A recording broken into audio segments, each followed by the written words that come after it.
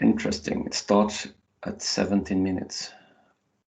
Okay, but it's probably that I have had this meeting up at that time. I won't go through this. I'm just saying that we try to use the different ways of interacting as we did before.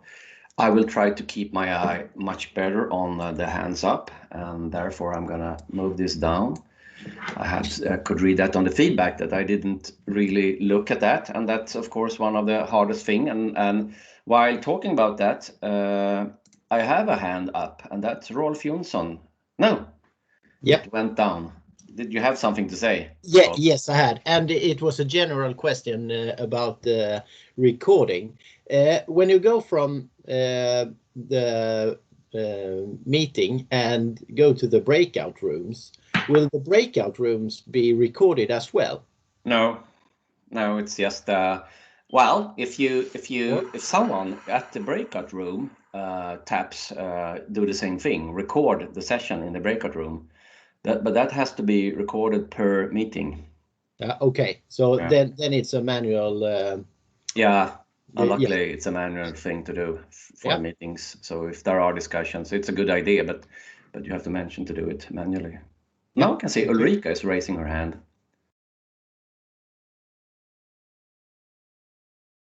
We don't hear you, Ulrika. Sound. Sorry. Now we can hear you. Okay, great. If I put you on spotlight mode now, Johan, is it only me seeing you in spotlight mode, or will it be for everyone? In my view, it will be for everyone. Okay, because like now so can I try? Yeah, absolutely. We can. The question is, I'm actually sharing. That's why. Okay. So if I just want to see your face, to see your smiling and talking to us, it's not possible. Okay, so you don't see me on the bars below the presentation. Yeah, but it's so small, so it's nice. Yeah, in the start of a presentation or training, it is so much nicer to see you like I see now. It's only you interacting with us.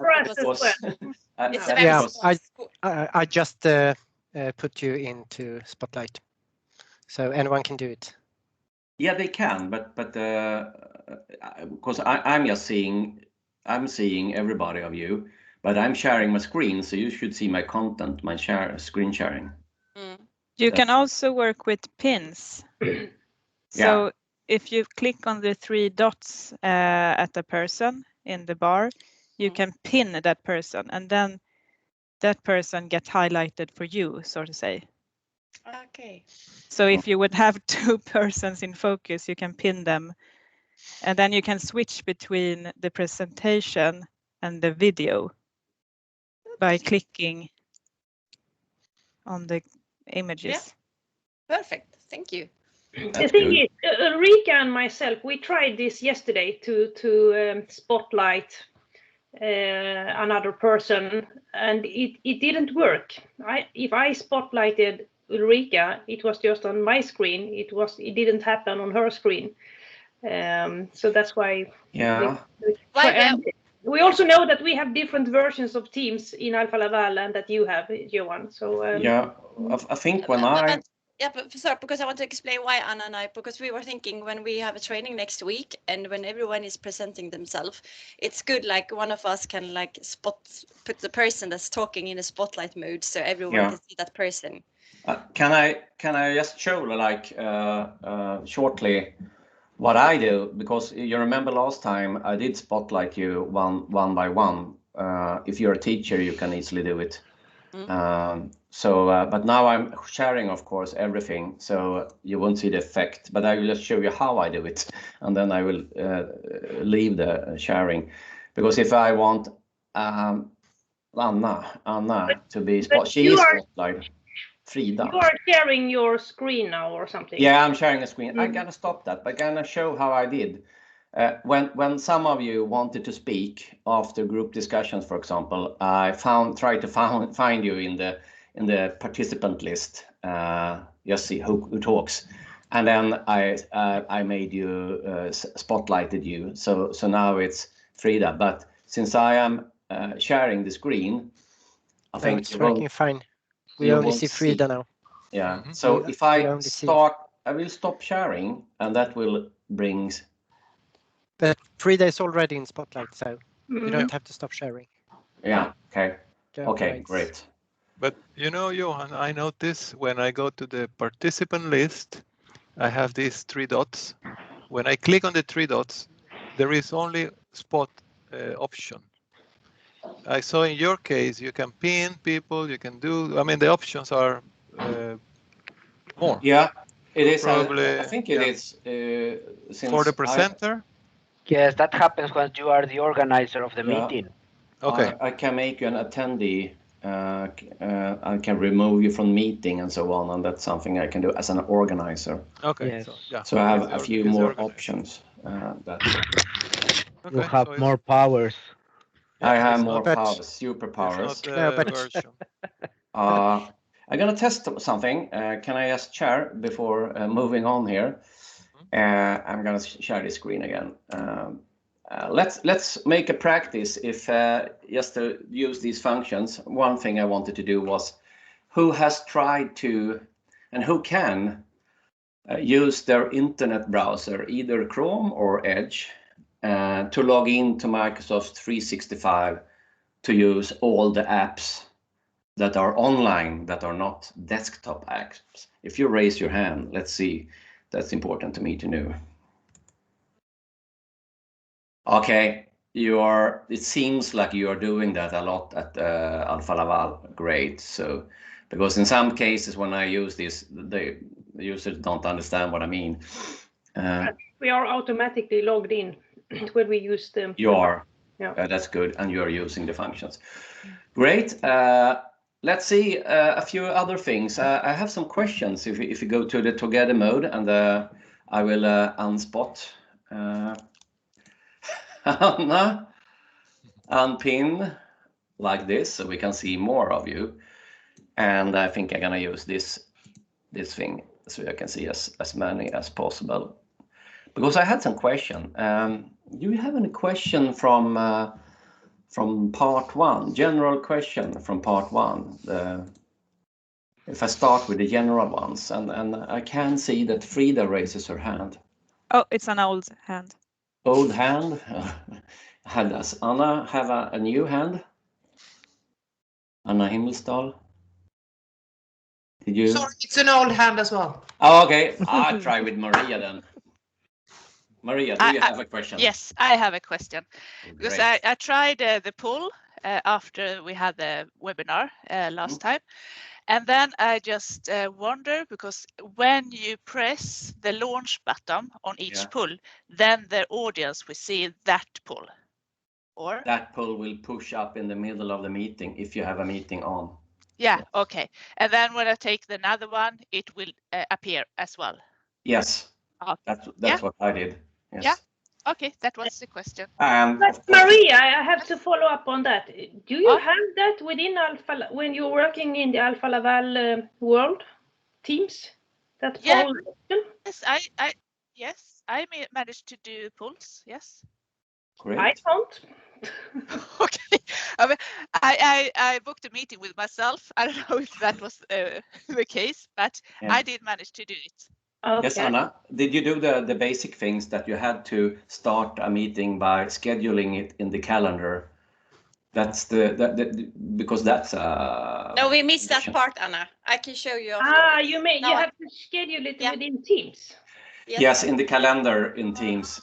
So the problem is that I think this is a half function. If you start a meeting in a channel or do it in Outlook, it won't be there, but you have to schedule it in the Teams calendar, then it's there. So they have it, but it needs to go a little bit further. Because I googled it this morning, Anna. So I'm going to show you. But I have one more follow-up questions about that. Yes, absolutely. Can I prepare the polls? Because I could just, if I have a link to a meeting, I could enter the meeting and I could prepare the polls. But then I need to connect it to the meeting. I can't, prepare the poll without sharing it in the meeting directly. Well, okay. I am showing my calendar, and let's move back 2 weeks. I think it was here. This is my Teams calendar, and what happened was when I scheduled the meeting. I mean, that was before we started the meeting, of course, and then I added the polls. This is in Swedish now. Sorry. So from here I can start all the meet. Okay, I took the wrong meet. This was a Swedish version of your course. Sorry, but you can see the polls anyway. Yeah. So this is where this is the idea, because if you're gonna do it during the meeting, it's not possible to handle, I think. So you can create polls before you do that, like add poll. Okay. Create and upload it. Create new. Yeah, I won't do this now, but you understand. So. And will there be, and the polls will be shown in the chat directly? Or can I choose when I want to show them? When you pull them live like this, if I have a draft one, and if I launch this one, this is not a meeting. If I launch this one, and if I had that meeting on, which I don't have, it would pop up. Yeah. But let's see what happens in that chat. It comes in the chat as well. So yeah, it's true. Yes. Yeah. Right. Okay. Question. So you can't plan the meeting in Outlook and then create a Teams meeting? No, the best. Won't it be transferred into the Teams calendar if you do that? Yeah, if you do it, no, it won't. You can't because it doesn't. No, it's not connected. Okay. If you make a Teams meeting, that's totally with everything gets anonymous and things. I hope they will integrate that, and I think that, but I'm not sure. I haven't looked on that aspect in the roadmap actually. So the best thing is to live in the Teams app and do everything from there. But a meeting schedule in Outlook appears in the Teams app. I mean, I have logged into from the phone with the Teams app on meetings scheduled via Outlook, but it seems then like you don't have the full functionality with, for example, these creating polls and stuff. Yeah, let's see that one.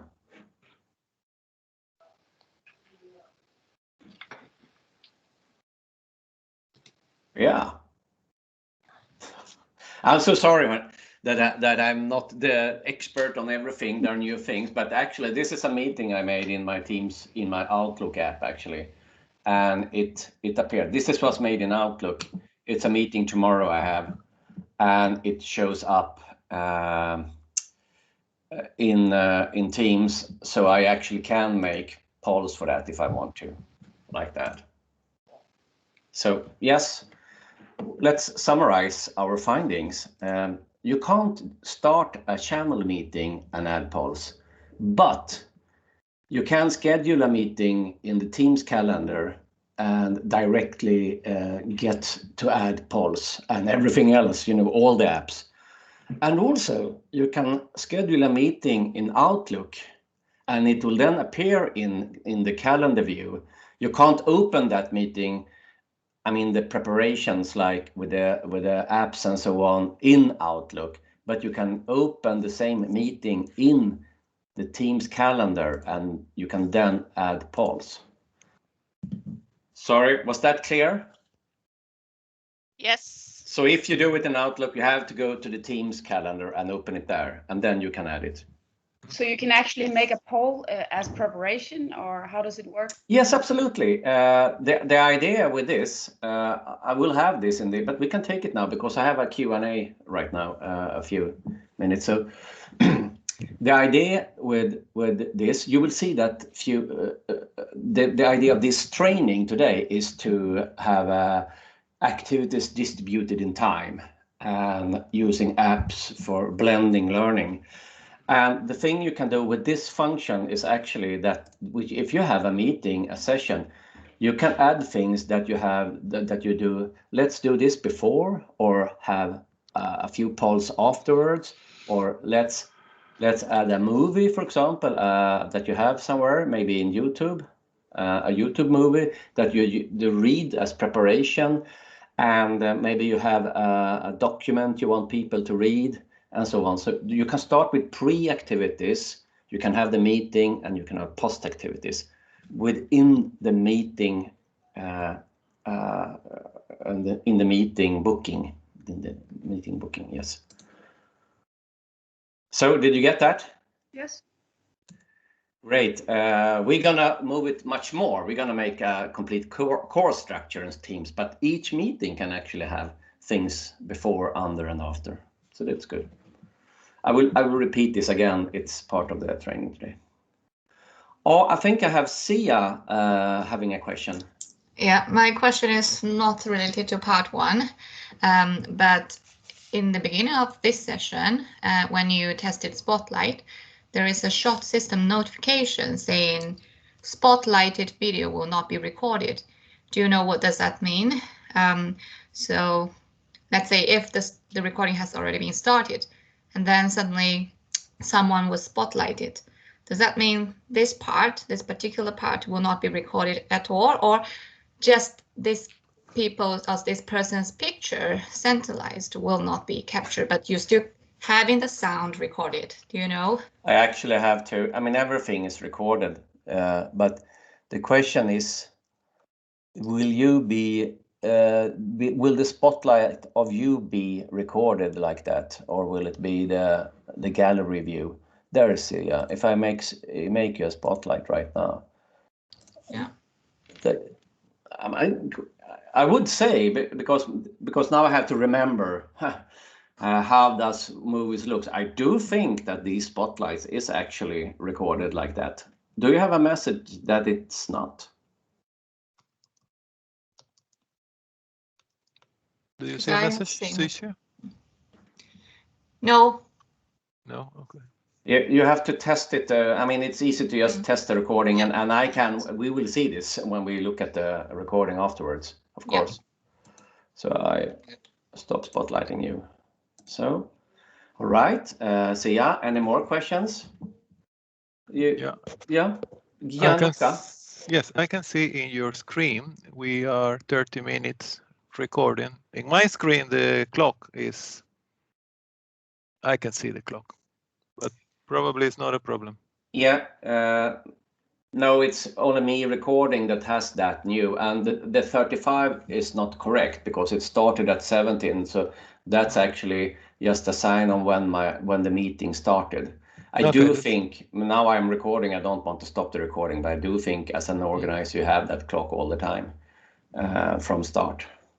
Yeah, I can see the record red button, but then few dashes. No. Yeah, that's from my starting the meeting. I did that quarter before or something. Good. Mette, you have raised your hand, Mette. Yeah, and maybe it's a little bit early to ask about that, but when we start looking into this about blended learning, we have a learning portal within Alfa Laval that we use to plan training in. So I'm just a little bit in doubt about when to use what we will learn today and when to use what we have in the learning portal, because there we can also plan, preparation for trainings. Yep, absolutely. And everything. So I just think that's something we should have in mind also. And it's of course not my saying to how that's your structure and the way you're working, how you want to do things. What I will show you today is that a course can be divided in several activities, and you can cater that in a good way within the team. And there are functions that you might want to use, and others that you say that maybe you have a very good journey in your learning management system. You can use that if you use that for Blended. That's absolutely true. So it's more a policy thing. And one big bank having this same, where do we draw the border, because we can do preparations and we want the flow in that journey. They say that they want richer meetings, so it's more like connected pre-work and afterworks to the meetings, but it's absolutely up to you to do it. Another company I'm working with, it's retail, ICA. They actually have this model because they have a lot, and that's also up to you. They don't have everything in their learning management system, actually. They have that for a few, the retail, the store workers and everything like that, very formal. So the LMS is very formal, and this part is they do that experts in all departments can make courses that are more informally driven this way.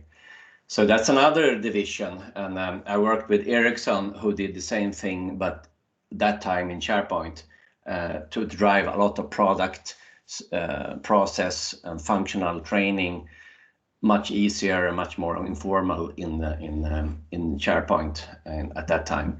So it's up to you how you want it. So you have to discuss that, of course.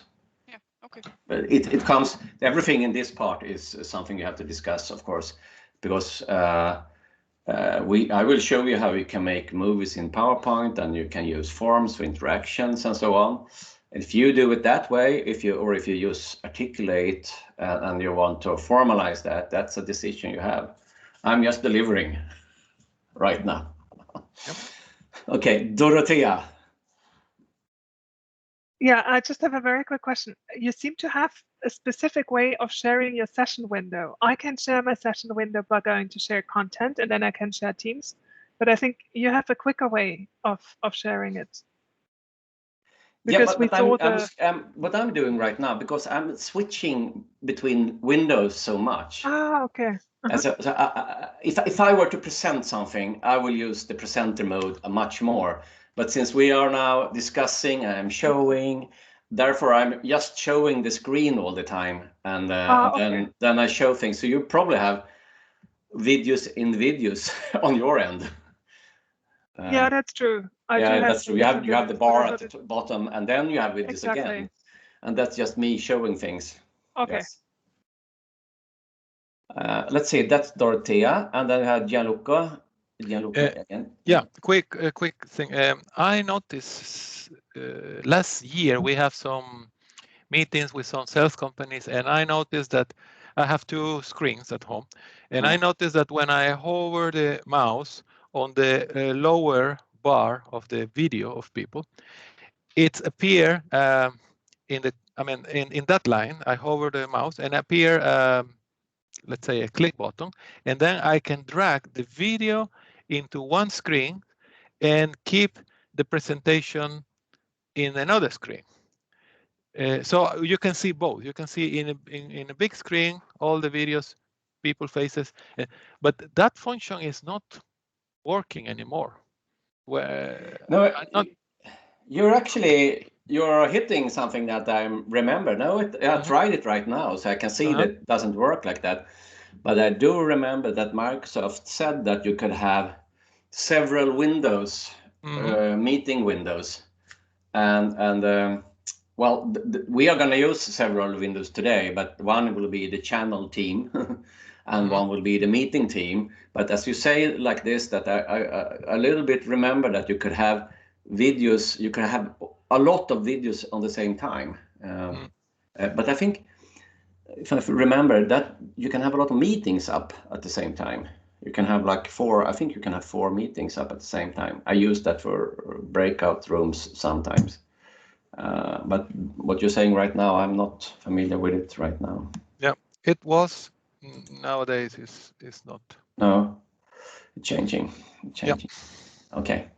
So let's see. I will just move to the presentation again, and then move you up again and see if there are more breakout rooms. Did you have anyone try that? Any questions on that? You found it stable? I would think it's pretty stable enough. Only to have you have to be managing with these notifications and so on, and then I think it's good. Anyone tried the whiteboard practices? Ulrika, anything you want to share? No, I think it was pretty easy. Yeah. Yeah, but Ulrika, we made a finding also on this. Yeah, it's true. Or maybe it's again depending on where you start from, but we found that if you use the whiteboard directly from Teams and share that worked fine. The other participants could zoom themselves and write and so on. Yeah. But if I used the whiteboard the whiteboard app outside Teams and prepared something that I later shared in the meeting, it didn't work. Only me as a presenter could write and do something with that. And I was thinking if you need to share it officially with the people. No. The way we tried it and the way it's done is that when every meeting has a whiteboard, so you have to first start it in the meeting. You can start it in the meeting or you can start it in the calendar booking. So that's the thing. And once it started, after that, you can go out in the desktop app and edit it, for example, add images and things. When this is done, it should be in real time updating the meeting. So the only fault I can see is that you maybe made a separate whiteboard in the desktop app and that didn't show up in your meeting, maybe. I don't know. It started from the desktop whiteboard app, and that one we couldn't share in the meeting. No, you can't. Okay. You have, because it's created from the meeting. So it's, you can have several whiteboards in the desktop app. So this unique one has to be created first, and it's created in the meeting. Okay. Or the calendar booking, yeah. Yeah. Okay. Anything other, or should we hit the next course? Okay. Keep on. Raise your hand if there is something. Try to look at that. And we will move on to part 2, and that's creating blended training. And as I say, it's up to you how you use this information. But the thing is, what we're going to go through is you can create course structure within Teams, and you can create questions of different kinds with forms. It could be everything from poll to quizzes to real tests. And you can create video recording. That could be screen recordings, slide recording, or real video of yourself with PowerPoint, and then of course you cater it in Stream, Microsoft Stream. And we will also go through a few other apps that you can use to add interactivity. So this is what we're going to talk about today. And yes, you remember that one.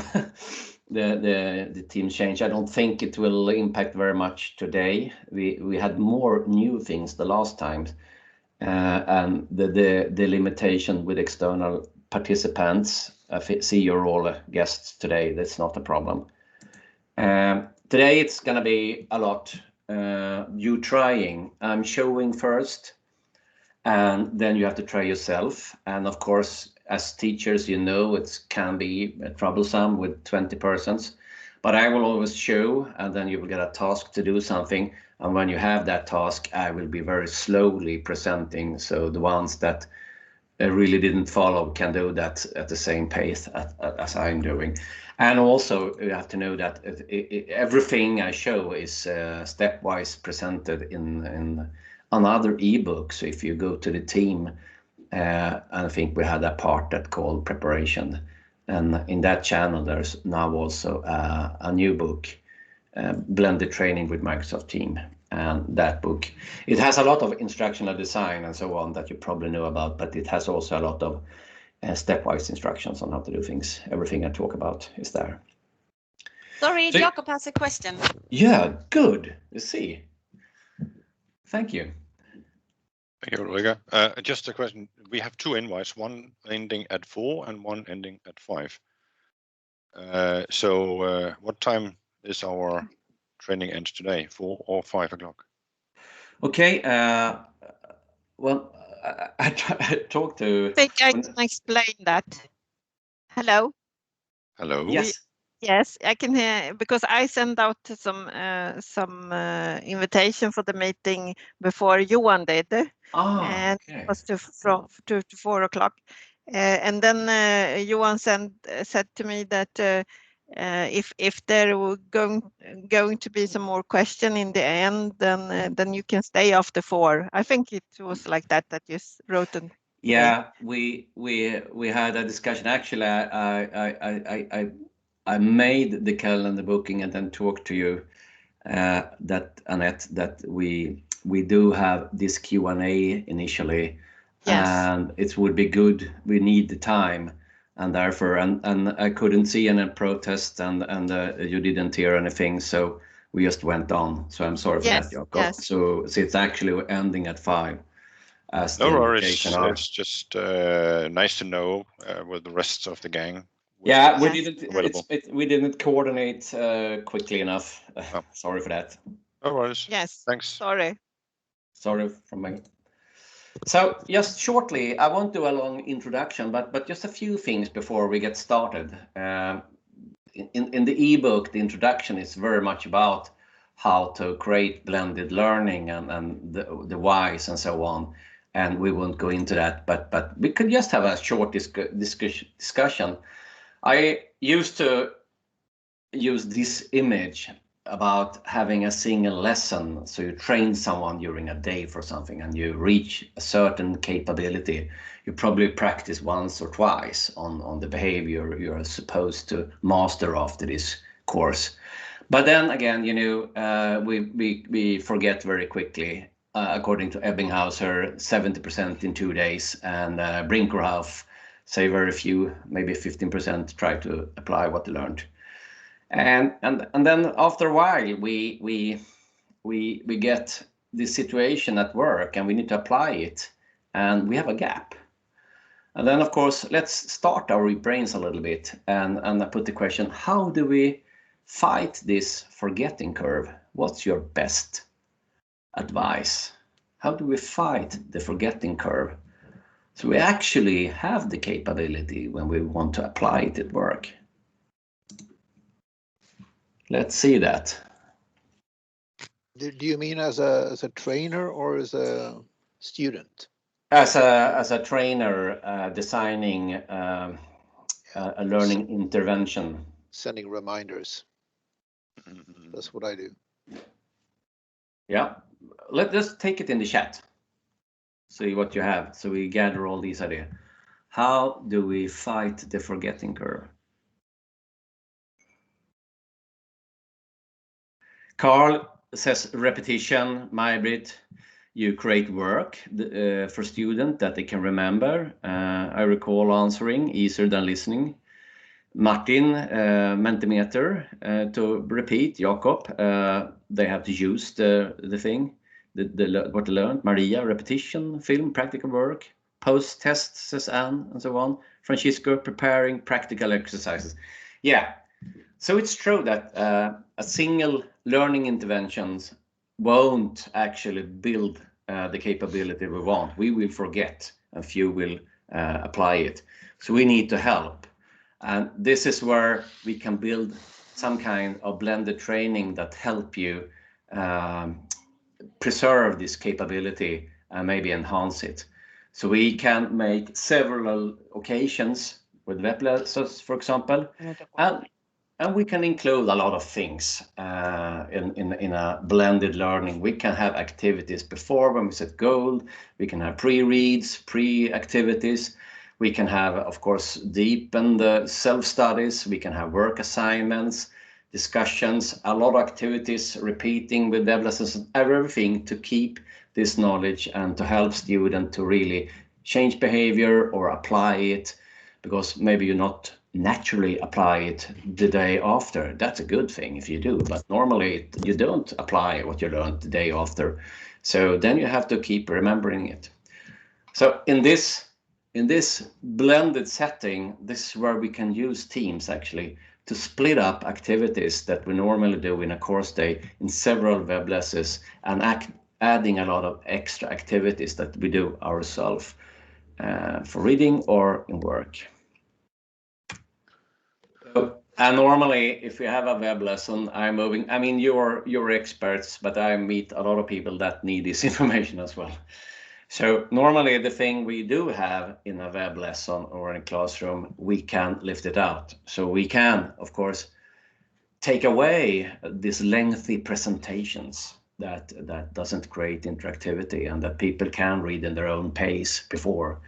We can put out examples to read, to motivate, or maybe see this is what you're gonna be able to do afterwards and so on. And we can have some exercises to train on yourself before. So we lift this out, and on the meeting, what we do is that we can have much more focus on questions they have to the teacher, to discussions, to knowledge sharing, and maybe evaluating the learning process. So this is how you can use Teams then, and what we're learning today, to lift up things. What's that sounding? And myself, for example, when I doing long programs, I have web lessons, I often make people, what I'm presenting right now would be a video, for example, so they're gonna see that video, and that's what we're gonna train to make in PowerPoint, the presentations. I make links to articles, I make assignments that they're gonna try in the work, and have pre-discussions as well. And in some cases, having a quiz just to see that everyone is on board and prepared for the web lesson. So that's pre-work. And right now, before moving on, I think we should have a short discussion about pre-work and what you usually use for pre-work. What do you use for pre-work? And there's a second question connected to this, because there are often challenges with pre-work. What do you see as challenges for pre-work? So we're gonna have a short discussion, 5 minutes, so you can start discussing. And I'm gonna, for the ones wanting to have a repeat, how do you make breakout rooms? I will show you. So I will make breakout rooms. You have, let's say that we have 6 rooms, 3 to 4 persons. I think I'm gonna have 7 rooms. 2 to 3 persons per room, and I create the rooms like this. And before I start the rooms, I will just repeat the question so you remember this. What do you usually use for pre-work, and what are the challenges of pre-work? If you discuss this in 5 minutes and then come back. Any questions before I push you out to the breakout rooms? Okay, let's start this first discussion then. And I hope everyone is moved out. Automatically. Yeah, you will have a sign saying you will be automatically moved, and some of you are opening and you're leaving right now. And time is 13:40.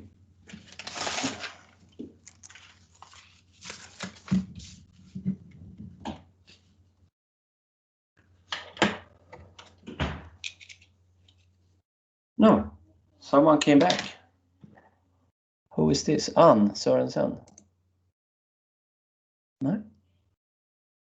Johan, can you please add me once again? I don't know what happened. Yeah, I need to find you just in the room. Yeah, I was in room 4. It says, or something happened. I mean, I'm on hold there.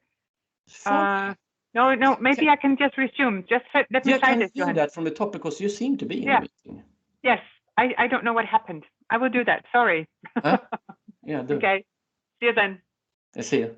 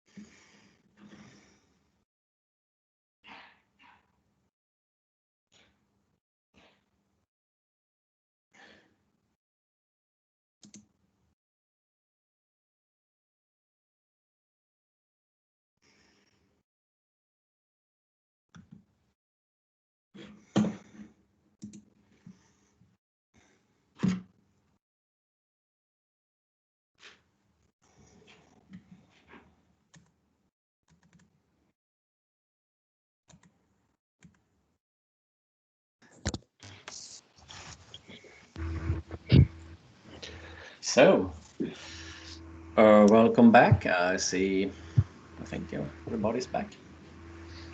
Let's see if we can get some room 2. If you could just tell us your experience from using pre-work. What do you use to take out, and what are the challenges? Let me see, room 2. Which room? Which room? Sorry. Yeah, exactly. I had more information than you have. It's Jakob, Gianluca, and Carl. Okay, it's us. It's us. Yes. Yeah, more or less the conclusion is that it's easy to handle this pre-work if we are doing training within Alfa Laval. We can keep in touch with people. We can in some way not force, but send reminders, and we can keep a control of this. We think the challenge is more when it's outside Alfa Laval, a customer. So yeah, it's more difficult to control the pre-work. Yeah, is it that they don't do the pre-work? Yes. Yeah, sadly. It's difficult to know if they do it. And probably if they just show up without doing that, then it's, yeah. You can never rely on that people do it. That's the problem. You always have to prepare for it. They haven't done it the most. And if only half of the gang do it, then the point is... That's Martin, yes. Sorry. When I was running Alice training for Tetra Pak, I really asked them to check. It was like maybe 15 videos about Alice before the training. And then like 1 week before, then I asked them again, have you all actually watched the videos? So I get like, yes. And I said, like, this is really critical. That is like, it's no idea that you are attending the training if you have not studied the videos. And then when I started the training, I was asking them some questions about the videos. So I could check out that they had really watched them. But it was good. Yeah, okay. So how did you ask them? Did you have a pre-meeting, or did you just send out a mail, or?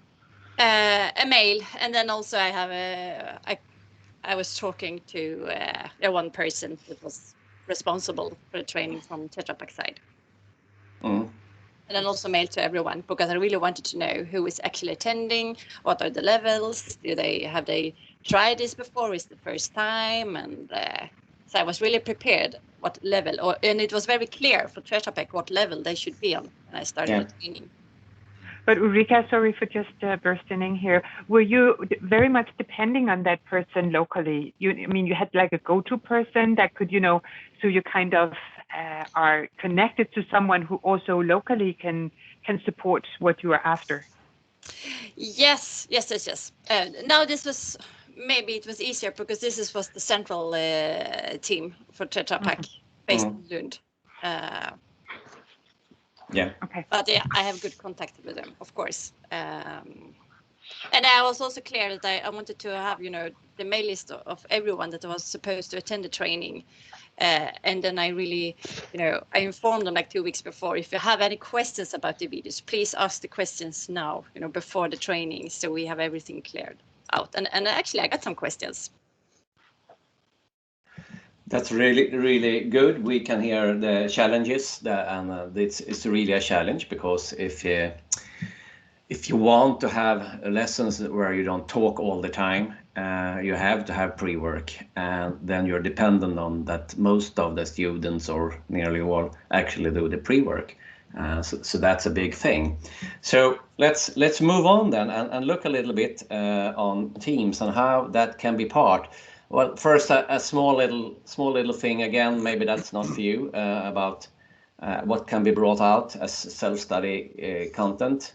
I think what we're going to talk about now is how you can make the presentation of the content to be looked at before as video.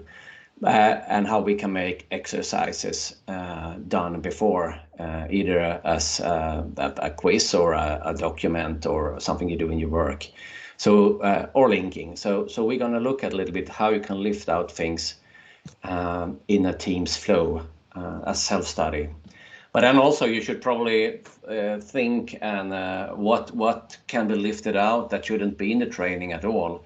And of course, and should be maybe instructions or help people look at the guide or the intranet or something like that. And this is of course not for you. It's for when I make questions. I have actually had a training for accountants. And when they have training, they stand all day and read things that are already on the intranet. So that's why I have this part to explain that things that are rarely used and you could figure it out yourself, that shouldn't be in the training at all. You should try to help people to find it instead. So that clear out, so the web lesson can be more on establishing context, covering complex things, training and question and discussing together, and adding more knowledge sharing instead of just the instructor sending the message. So if this is the setting, then we have actually some advantages, where we can use Microsoft Teams. First, we can make a course flow in Teams. We can have permanent rooms of different kinds where people meet in between, where things are left. We're going to look at breakout rooms that are more permanent than the ones during the meetings, where we can leave things and actually have other apps.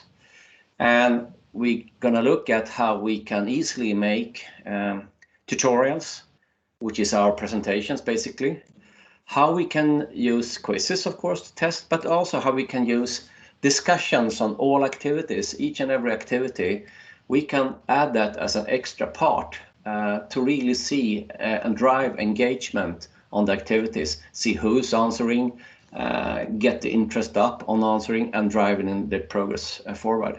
And then, of course, which I can't show here, is Teams as itself can send a notification, and that's also something that we're going to use. So as you said, you have to remind and remind and remind. Yes, we can do that. We have easily ways in Teams where we can send at the channel or at the team or at specific persons to make reminders that actually are Windows 10 native. So they will really show up in for that person. So let's dig into this.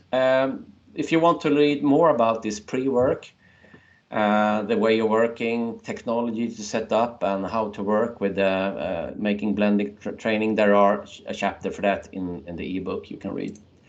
But instead, before the break, we're going to look a little bit on how you make learning journeys in Teams. And the typical learning journey like this, if you look at, this is Saba, but if you have a Cornerstone or other systems, it will look the same. You can, of course, make learning journeys in those as well, and you have to divide. And if you have for example, there's a Swedish company called Promote, which is really made for learning transfer. You can make exciting and engaging learning journeys. But often you can't. Use often a list. And we're going to see how you can make some more exciting learning journeys. The first thing we need to learn in this is how we create teams, create channels, and create tabs and fill them with content. So here's a team. So what happens when we make a blended learning in Teams, or something that is around a course, a one-day course maybe, depending on the scope you can have at Alfa Laval. You start with a team. You add channels, which is basically the division into main modules, and then you add activities and content with tabs. So this is how we can use this for learning. And before you go in and do this, I have to explain a few things about your Alfa Laval account and being in my account, where you are right now in your desktop app. I mean, in your account, you can do everything, but as a guest, you can only view, you can attend, you can use whiteboard, you can actually create channels if it were set for that way. It isn't actually, but you can add posts. It means you can't do many of the practices right now that we are talking about today. So actually you will have to work in 2 different environments, and I'm going to show you a few more slides on this. You're going to use the meeting where we can talk and where you can see things and you can read things in the Teams desktop app. But we're going to do things in forms and also in your own team where you can create everything. In your own team at Alfa Laval Teams, you can create teams, I hope. So that's something you're going to do in the web browser.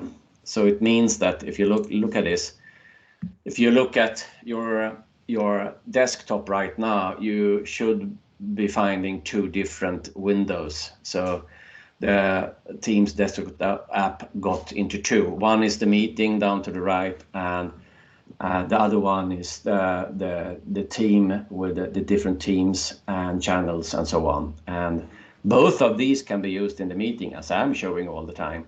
But to create something, you need your own account, and that is found if you use your web browser.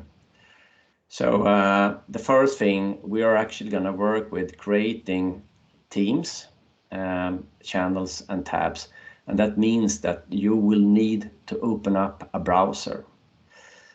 So the first thing to do then is that while I'm going to look at you soon, you open up Chrome or Edge, what you have. These are the best ones. And you sign in to either you have a link maybe to your Microsoft 365 site, or it could be you go to office.com, or you do log in microsoftonline.com, both works, and you sign in. And I heard one of you said actually that you're already signed in. So if I look at you right now, let's start with this and let's sign in, and I'll give you a minute. And if you get trouble, raise your hand. Either me or one of you can help.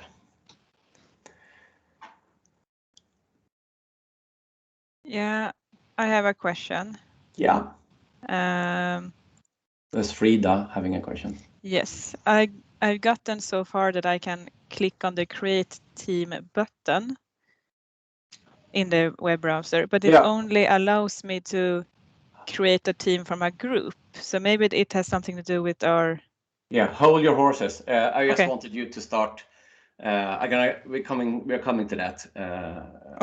That part to create groups. So okay, so you can get in. You have Teams on the browser. Good. Let's move on then. Well, great. So you have open Teams, obviously, and I heard you are good at navigating, so you probably need to find how you find Teams. Okay, so to do this, I'm gonna talk about you through this. The first thing you need to do, if you're gonna have a blended training within Teams, everything I say today can be used also in a calendar booking as saying that.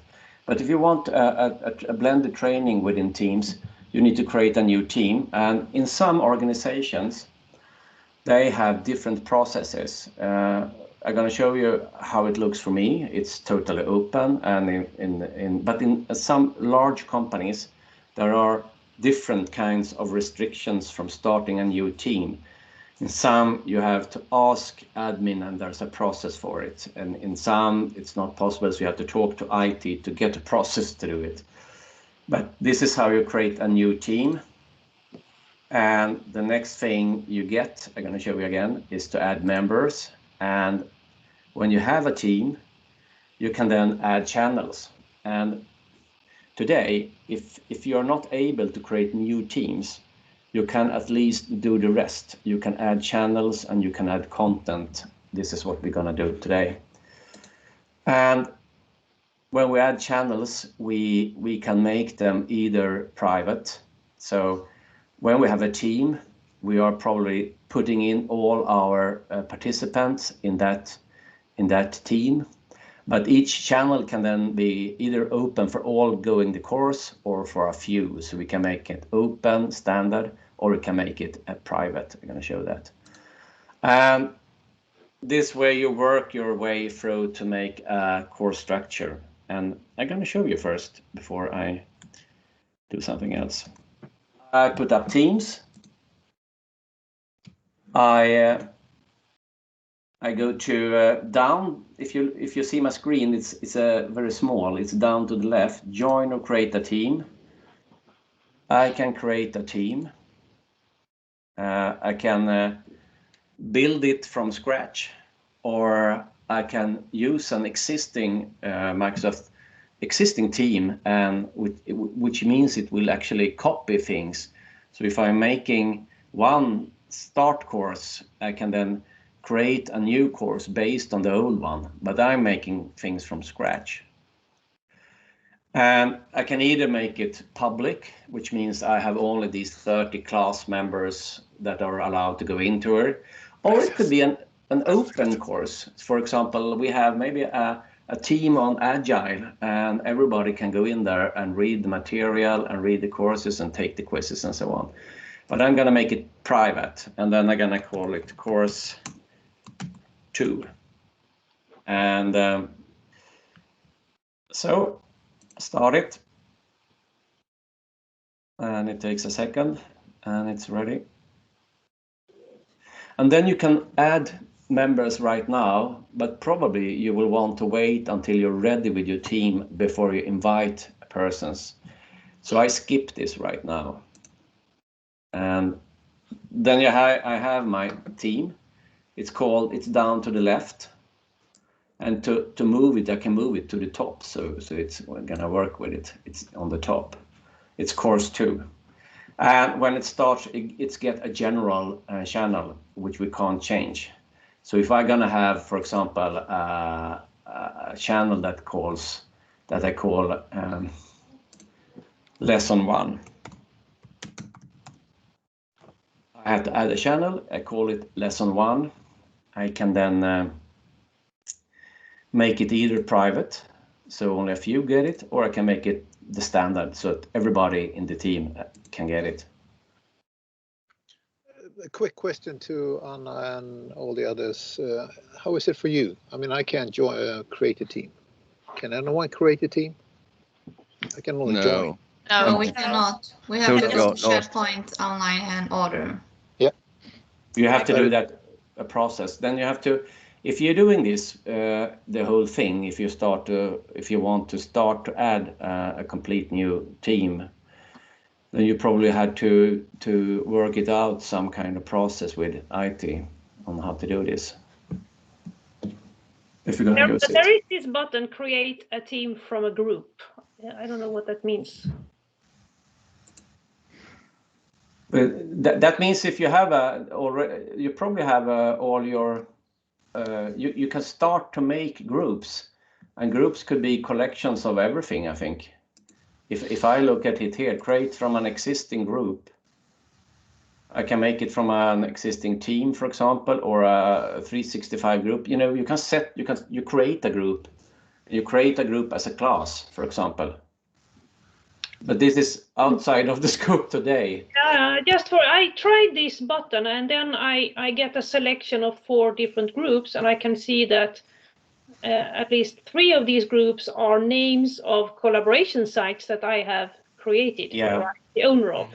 Yeah, I think that's the process for us. We need to have, each team needs to have a collaboration site. So first you need to create that, and that you do by,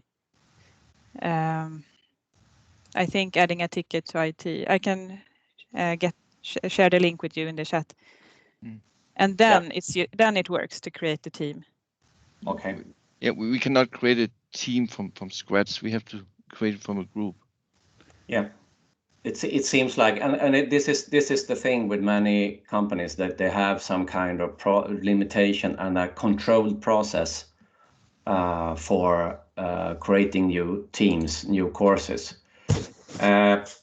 What you can do right now, if you can't create a new team, maybe you have an existing team where you can create a channel at least.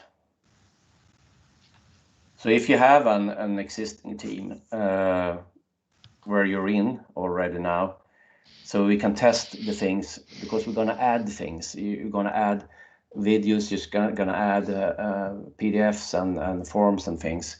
So it's often open for you to add a channel if you find. If some of you already know, can say that you have maybe a learning and development group, or you have an HR group, or if you have something where you can add team like this, add channel.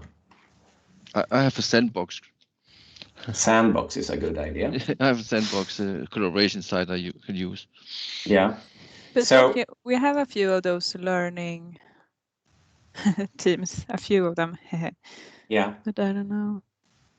So this is where you can do today, and then you have to discuss if you're gonna work with teams from the beginning. You will be able. You need to have a set process for that, and I think Frida talked about that. So, but if you find a team and see that you can add channel, it's possible to add a channel like this, and you just say lesson 1, we're going to use that, so you can add content. Lesson 2, let's make it like this. So there's a task to do, and this task is that you use 5 minutes and you elaborate. And the first is then obviously not easily done, to create a new team from scratch. If you consider to make courses out of this way, then you will need to discuss a way to do that. But the second is a small task. So if you all just add a channel and call it lesson, and since you might be sharing your many people on one team, maybe you have to, it might say that this name is occupied, so say lesson and then your name. It's easy, and make it available so we can use that.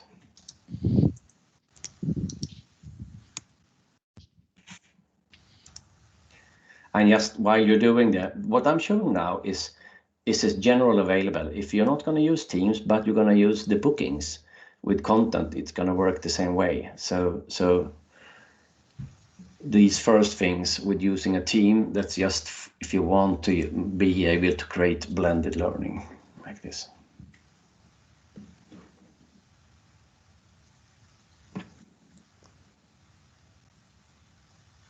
So I'm just raise your hand if you have a question, if it doesn't work.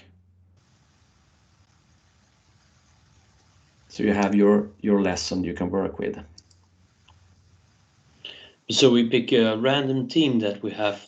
Or... Yeah, you have to do this today, a random team. And if you have a sandbox, that's of course best. If you have something that looks a little bit important, then maybe you want to delete your team after this lesson. But just channel, you mean? Did you have another question? Yeah, I'm not really sure what we're supposed to do if we cannot create a team. We should just pick a random team. You can use any existing team then. Mm-hmm. And maybe some of you can give a suggestion of a good team to use. Someone said sandbox. Jakob is raising the hand.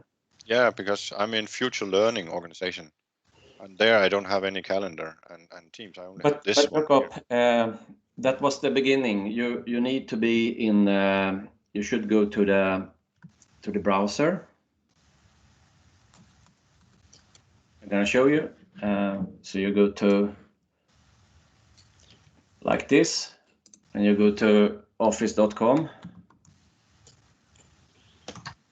and then log in to your Microsoft 365. Never done that before this way.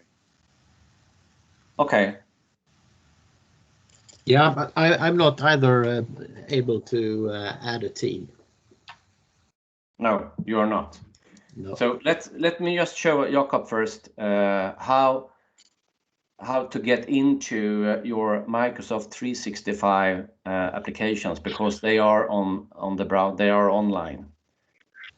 As I showed in the beginning, you have to open your Edge or Chrome. Johan, sorry to interrupt. Sorry. When we are on our share site, on up in the left corner, we have 9 small dots, and when we click on that, we are automatic in Office 365. Good.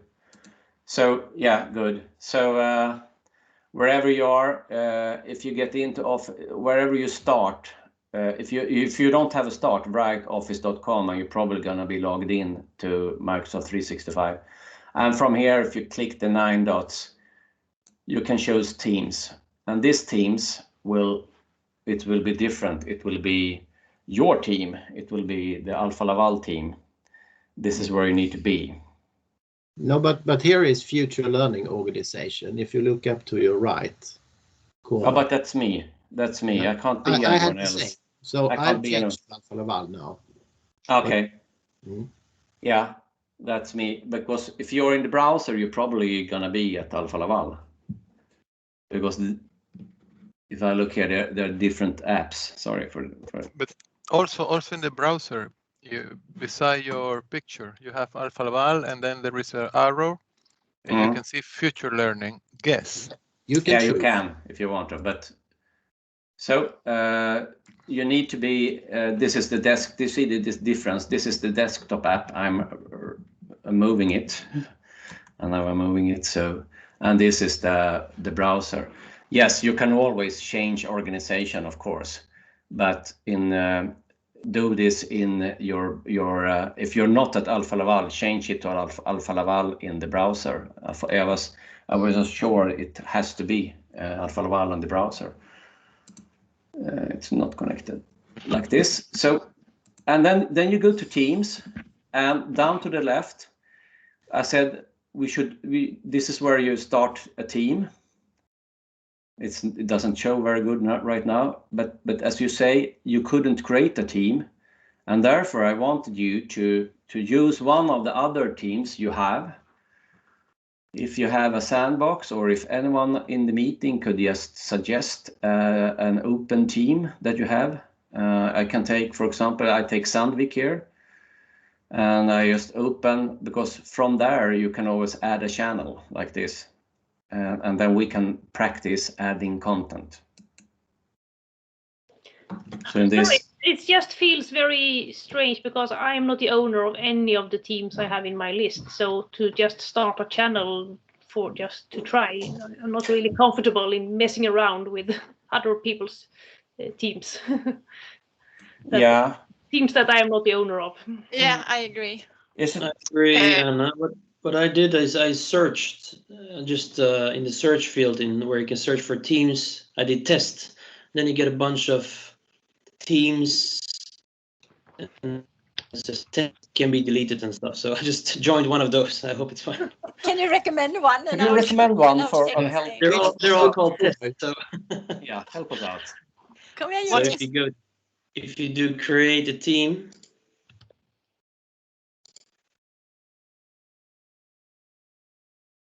And then to the right, there is like a search field in the right top of the screen. And you search for test, then you get a bunch of teams, which I don't think are of any use. Probably just owned by one person that never uses it anymore. I just assume, I don't know, of course.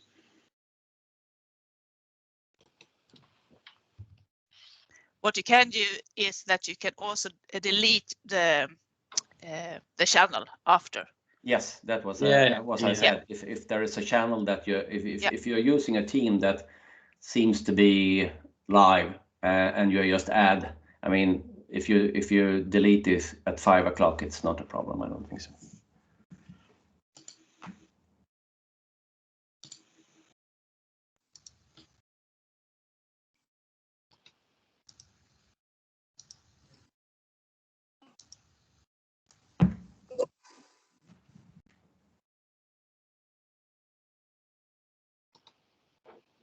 So when you're ready, it should be looking like this, lesson 1, and that you can have You have post, files, wiki, and a plus.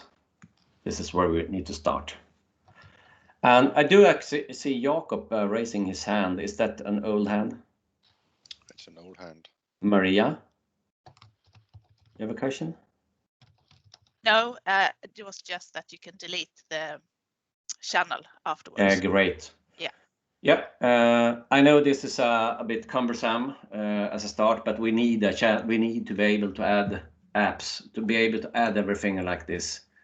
And this is where all the nice things are. We need a channel somewhere. And normally it's in a team.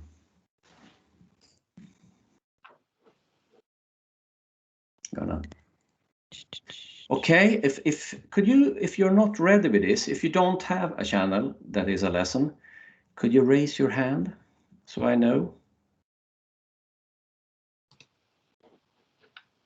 Okay, good. Wait a little bit more.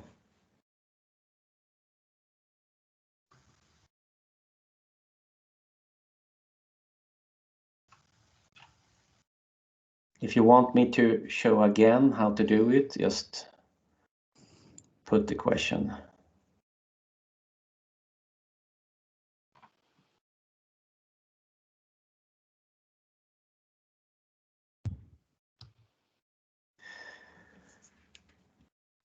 Okay, great.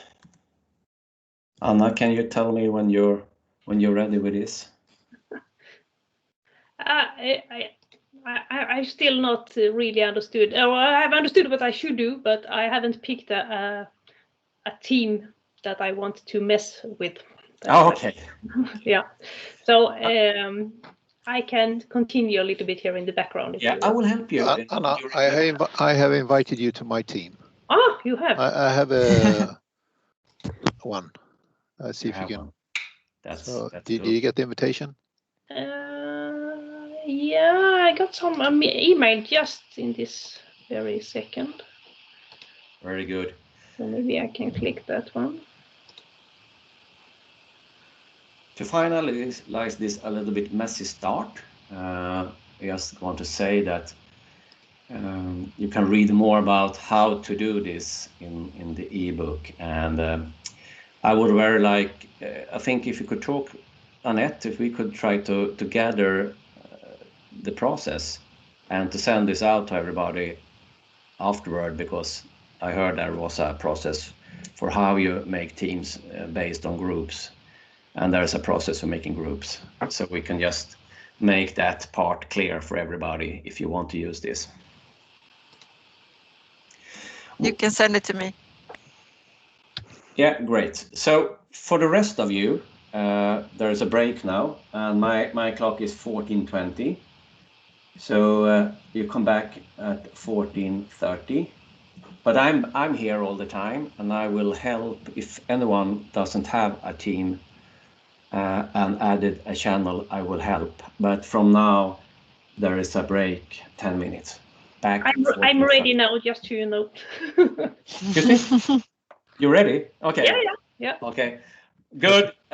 We fixed this, and we will fix a mail so we can get the super clear on how to start teams as well. And from now on, we're just going to run in this track. Okay. See you after the break then. Bye-bye.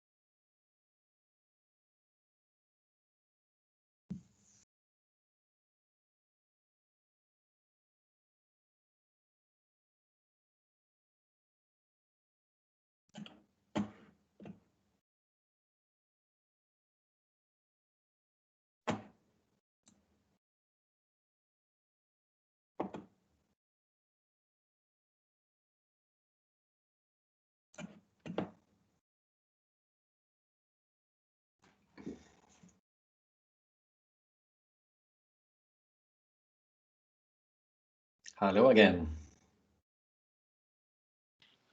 Hallå, hallå. Hallå, hallå. Så kör vi igen.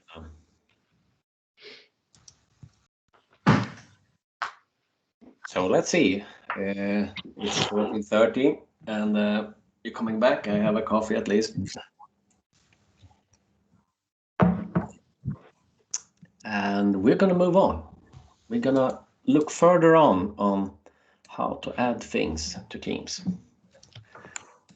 So I hope you're all there. I think so. We're going to look at what can you add to a channel?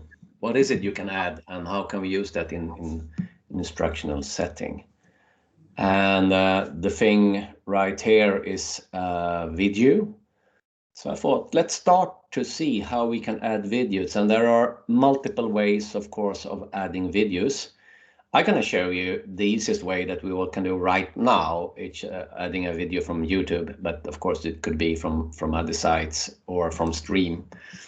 So the thing I do is that as before, we use the plus sign. Plus sign means adding new tabs.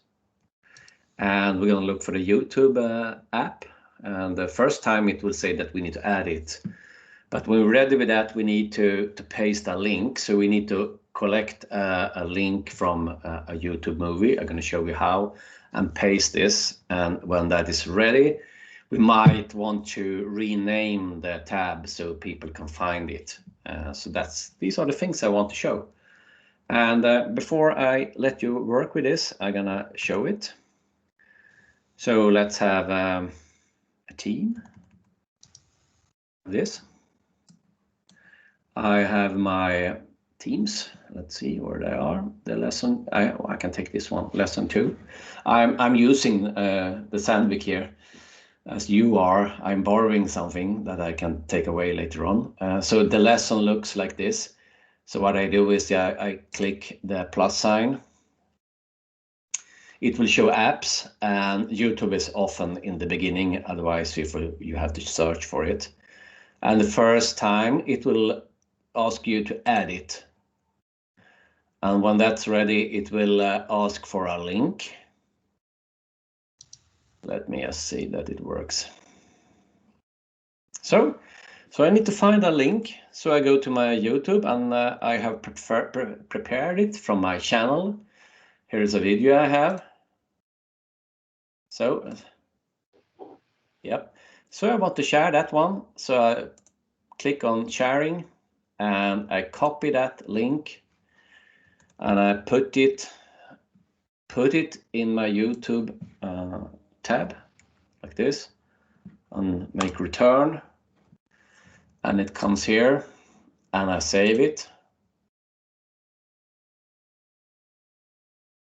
So now I will be able to, I can maximize that, looks a little better. I can run this from within my, and that can be something that I have. Okay, if I don't like the name, because this is the name it took from YouTube, maybe I want to add video 1 or something, so I know some kind of navigation information. I can do this.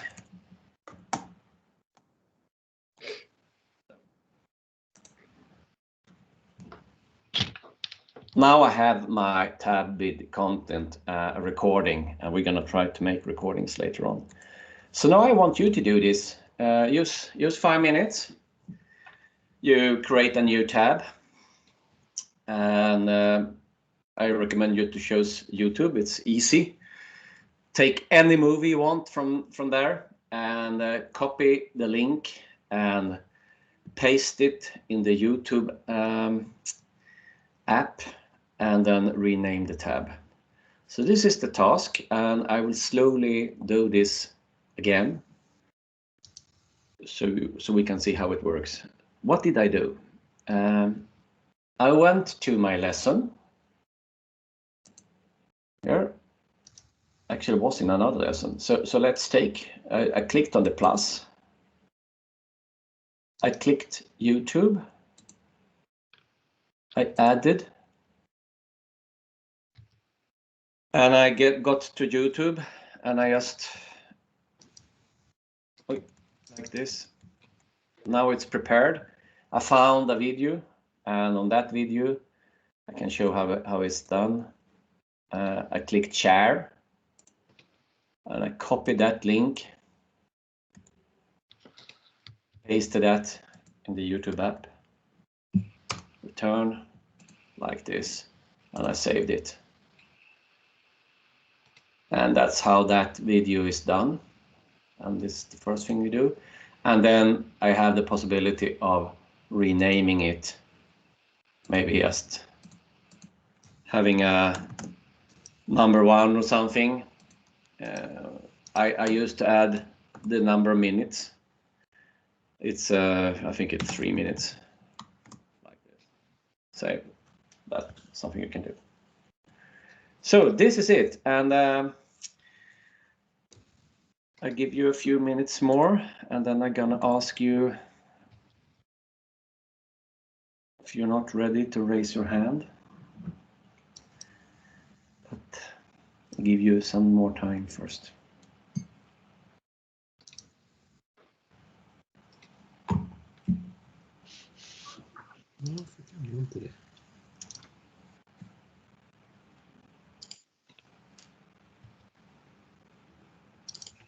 So Johan, may I ask if I paste the URL in the YouTube app, I cannot click the save button.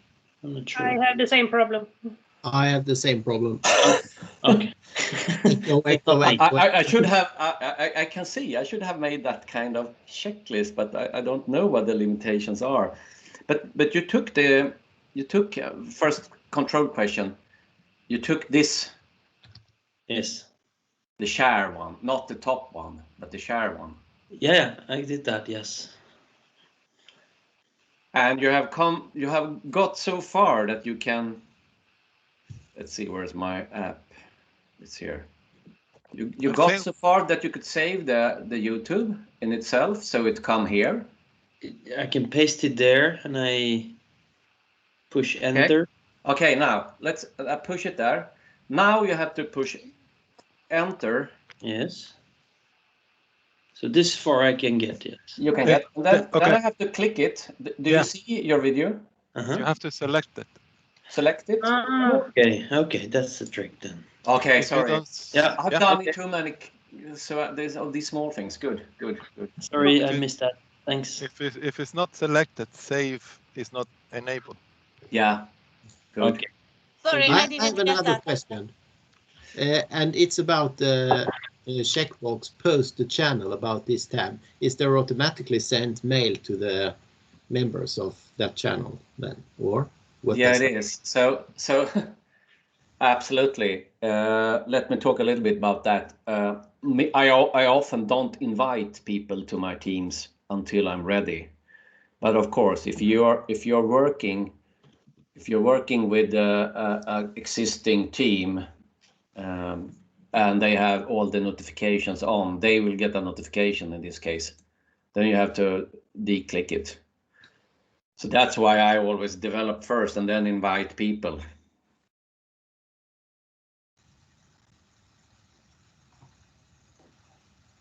So do you have many members, Ulf, on the teams that I borrow from you? Thousands. Thousands, yes. We are. What did you publish? That's the question. I'm sorry for this. Sorry, but I didn't get that. I got off track. I could also. Sorry, I could include the YouTube link, but I couldn't save it. You said something about select. What was that? I missed it. Yeah, if I do it again, and I paste it, and I make return, or click the search, and then I have to select it. You see the mouse over, so it gets darker, and then it clicks, and then it's save. And then. But I don't get. I don't get the video below the link. I just get the link there, but I don't get. Like the smaller videos and the name of the videos below the link. That's why you need to click enter or hit enter. Yeah, I am. Yeah. Nothing happens. Nothing happens, and I can tell you, in some cases, I've been to that as well, and that often very long videos I've had when I tried to do this. Nothing happens directly, but actually a day later on, when they are recently published, I found this. So there is a pattern for somewhere when it's not easily found. For example, they need to be public. So there are a few limitations. I didn't want to go through all the public limitations, but normally it should be like this. And if it's not, it's more like the thing you have to fix to say it need to be public. And in some cases, there are the case of long movies taking a long time to search. Yeah, okay, I tried a smaller one. So you can't. Yeah, so you can't, it's working now. It's working now. It's working now. Okay, it takes some time, just in some cases. You know, Teams is. Okay, now I'm gonna ask you to raise the hands if you're haven't added this. And I can't see any hands right now, so I go back to the presentation. Okay, this was one kind of content, and again, if you don't remember how, there is the ebook. I'm just gonna go through a few other ones. Other content you might want to add is, for example, quizzes of different kinds that you can do, that we're gonna train on doing. We can add something that's called stream. I'm gonna show you that a little bit later on, which means that I pasted video from YouTube, but if you have all your videos internally on Microsoft Stream, that's your internal YouTube, then you can add videos from there. Of course, there's another app, it's easily done. And if you do that, you can also, there's something in Microsoft Stream that we're going to look at later on that's called channel. And it means it publishes all the videos part of that channels. It means that for this lesson, I might have several small videos. These are too long, as you see, but small videos of a couple of minutes each. Then I can publish the channels. So I have maybe 5 different videos on that tab. So that's a bit easier if you have different topics. And of course, I can post documents of different kinds for assignments. This is in Swedish. I'm sorry, all the content, I couldn't translate that part. So, but that's something maybe that you describe something you're gonna do in work and that you want people to discuss and post that. So these are other kind of content. And right now, I thought maybe let's see another thing, because it's another process when we publish documents. So I'm going to show how to publish a PDF document to a channel. What you do then is that you first need to add that file. So in this case, I can upload something. Let's see, where I am. Or it gets produced like this. I can do like this. Probably have a PDF here. Let's take that. So I'm uploading a PDF, and when I do courses, I have all my extra reading in files, so I can have a lot of documents and PDFs and reports as files here. So I do this, but in some cases you might want to have them showed as searchable documents, and what you do then is you add a PDF tab in this case, and you call it in this case it's the ebook part 2, and you click it and you save it. So this means that if you have a flow of activities here, you give it more presented. There's a viewer for this, and of course this could be a PowerPoint document or a Word document as well. It works the same way. So let's do this. Let's do this other thing, like posting a file, which means you have to upload a file. I made a PDF. Please feel free to make something else. So you upload the document. And depending on what kind of document, you add the corresponding app could be PDF, PowerPoint, or Word. And then you select the file and name the type. I'm going to do this again, and in this case, let's take a PowerPoint file. So I go to Files. I upload a file. You probably do this a lot. Let's take this one, draft one. That's not a good one. Let's take this one. So it's uploading the document.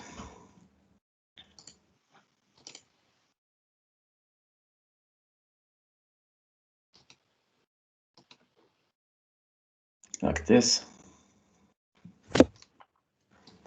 And I add a tab. And I take a PowerPoint app. And I call it the slides. And I save it.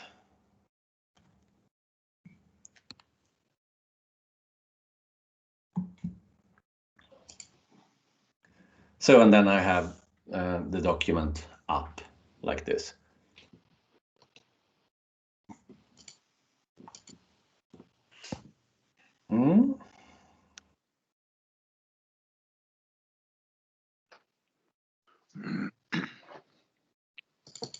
And Johan, when you then are inviting people, they can be invited from wherever in the world, meaning it doesn't have to be in an Alfa Laval environment. Yes, you can invite guests. So, I mean, if you did the pre-work, you could see that I had these kind of documents and they can read it if you invite them as guests. And actually that they are changing the policy, so guest will be something. Create a new team, it will be open for guests as a default. So Microsoft makes it easier. It has always been hard to work with outside people out of your organization, but they are really making it easier to invite external persons. It will not be harder, it will be easier. Okay. So let's see if I ask you, raise your hand if you haven't added a file and showed it like I've done. Yeah, I have a problem not able to. I mean, I say the add-in. I select PDF, and then the windows that appear here, this says no files at this location in general. But did you upload the file first? Step one. Yeah, exactly. Which is the step one? I missed that one. Yeah, upload the file first. You need to have the file. Yeah, if you click on upload, I do it from my computer. Okay, a normal upload. Yeah, I have it there. I'm still not modern enough to have OneDrive on everything. Yeah, in the files tab. Yeah, okay. Yeah, that's the first step you need to do. While you're doing this, I can just demonstrate something we're gonna make. I'm not gonna show other parts, right? We're not gonna practice more. You can do it on yourself because now you know the drill. But for example, I can, if I want to, I can add a forms here, like. So it's the same thing. I click on forms. And then in the forms, I can add an existing form. You won't have anything, but I'm showing you how it works. So for example, I can add a poll. And I can have collect responses or show results, but I will collect responses, of course. And we're gonna go through that, but then it will show a poll like this or a test or whatever. So this is the basic, and I will come back to the extended version because there's a lot of many funny and interesting and exciting apps you can use in this, Kahoot or different Miro, which is a very good whiteboard, and a lot of, I mean, you can scroll this list a long time. So this is the basic of adding content. And I think I have a question. Gianluca, you were ready on that? Yeah, yes. Now I'm able. Okay, great. So this was number one. You add channels for different parts, lessons, and then you add apps. But then of course that can be a very cumbersome learning journey, because if I show you here the window, it's how do you know where to start in the lesson and so on. And to do this, we need some kind of instruction or some kind of keeping the learning journey together. I can show you from this part. It's some kind of introduction that explains the different steps on how to go through this. So how do you do this? Okay. I think you had this read first, if you remember that, when you did the pre-work. This read first, it's the wiki. So all channels have a wiki, and you can use this wiki to make a very easy learning journey, if you say description of the lesson and where to click and so on. So let's do this. What I do is I rename my wiki. That's not a good name, so I rename it till maybe introduction or overview. This next step is I add text to this overview. And for each new task that the student is to do, which activity, I create a new section. And then also, as a service, I create links to content, so it's easy to find that content. So let's show you how to do this. I take the pre-work, as you already had here, and you had a read first. So this is the read first. And if I go to a new, completely new, I think it's a completely new lesson as I made, it's called the wiki. So it's a small wiki you can use. So in this wiki, I call it maybe introduction, and then I maybe have a section that says learning objectives, and then I write the learning objectives like this. These are the learning objectives. And then maybe I have a section, introduce yourself. And I write text here like this. And then maybe I have a section with pre-work. And I add a list of things to do as pre-works. So this is basically how you do. But I need some more content to show you more. So let me go back to your pre-work. So I show the wiki now that you had, the read first. So I had about this channel and an explanation of what's happening. And I had a few steps, and I had the pre-work. And I also had something about expectations. And this is very good actually, because what you can do for each section, you can, when you move your mouse over, you see a small chat icon to the right. If I move it over, you can see it lights up, and down on your expectation, you can see that that chat is filled. It means that for each task here, you can have different discussion points, and you can keep that discussion together around this. So these are a few things to think about. And second thing is you can also have dividers. If you want images, you can add images if you have some kind of divider image. If I just go, I think I have small images here like this. They're small, so you can make it a little more easy to understand. You can have bars or things to do this. So these are how I make this flow, and normally I make a little less text maybe and a little more numbering. But what I also do is that I create shortcuts. For example, when you read about the pre-work, you could see that you could jump to read the Teams guide, and then I had a link like this, so you directly got to the Teams guide, or maybe something else. I had if unsure on Teams, please view some of the Teams training. So in this case, you can have links directly to the tabs. And how do you do this? Let's say I want to make a tab from this one, your team, to anything. I just take something. I take to this results. This is a tab with the result of a form, and let me to get a link to a tab. You go to the right like this, and you copy a link to that tab, and you go back to your part, and you go to your text where you want to place the link. Let's see, it's here, teams and channels, and you see at the top I can add the link like this, and I insert. I now have a link where I can jump directly to this part.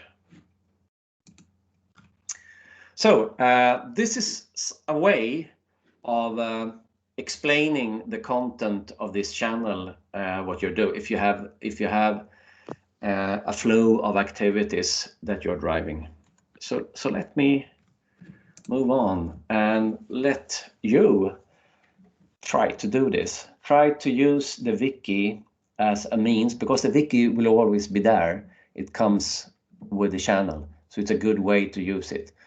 And use 5 to 10 minutes, and you rename the wiki to something good, introduction or something, and you add a section of text, and also try to copy the link from a tab, because you added a video maybe, and you insert that link in the text. So you try these moments because they are what you normally have in this. Johan, I have a question. Mm? When you have this, right, you said read this first, what you have here, then you add a channel, and you can make a channel private or share it only with specific people, right? Yeah. Yeah. So have you any experience in working with remote co-trainers? So you share this kind of who's doing what and when and these kind of things. So you share this trainer's guide, like a common trainer's guide or something. Yeah. Yeah. No, I don't have my own experience, but I can figure out that well, I have been working in teams where different channels are private. So your idea is, if I understand it, that maybe if you have this Alfa Laval and you have the class in itself, and then you make something here that is you add a channel. Yeah. And this is trainer guides. Yeah. Guides. Sorry. Then you make it private. Yeah. And you do like this. And then you need to add the specific persons that can be there. And I say Anne. Anne can be there, for example. So you add you to the first. So that means within the team, there are even smaller groups, like the trainers, for example. Yeah. So they will be the only ones seeing it as well. Okay. Yeah, that's good. Yeah, thank you. Okay, great. Okay, so raise your hand if you get a problem in doing this.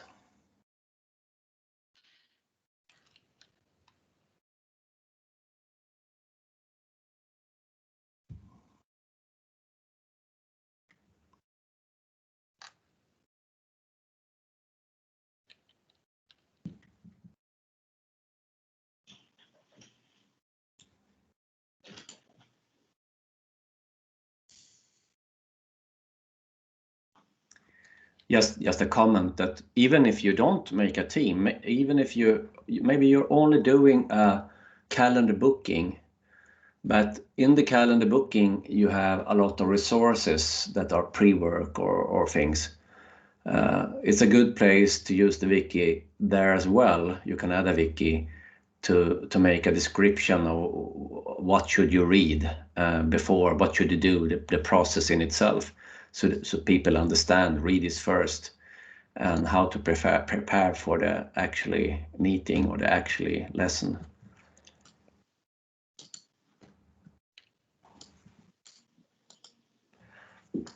Another, just hinting on things, I talked about when I do larger programs, you often have this, people can spend different amount of time. So you record the basics, like, so you know that everybody has that level, and then you discuss that at lessons. But some people are really interested in the research or the background and so on. And then you can have extra reading material. And as I said, some of it could be documents, but a lot of things is, of course, links. So then I have at the bottom of a course, I have extra reading material, and then I have a list of links, and I describe this is good for that reason and so on. And then I have links. So that's another way of adding things. Being creative, you could also say that after for example, if you have a lesson about product features and things, you can have direct links to different parts in the service manuals or web pages where you can find more information about it. That's also a good use of it.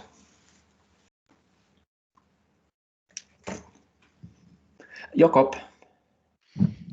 Yes, the toolbar you have in the top of your screen. How do I get that visible? I'll try to push all the buttons.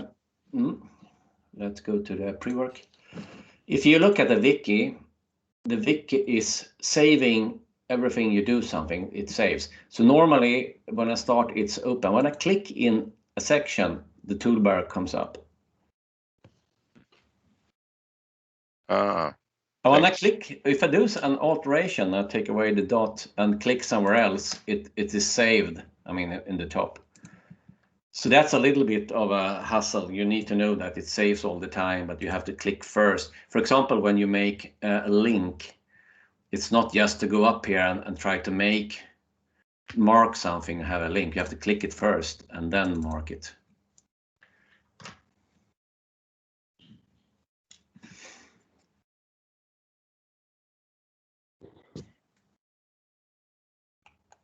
And then anyone is reading this pre-war is able to edit this text?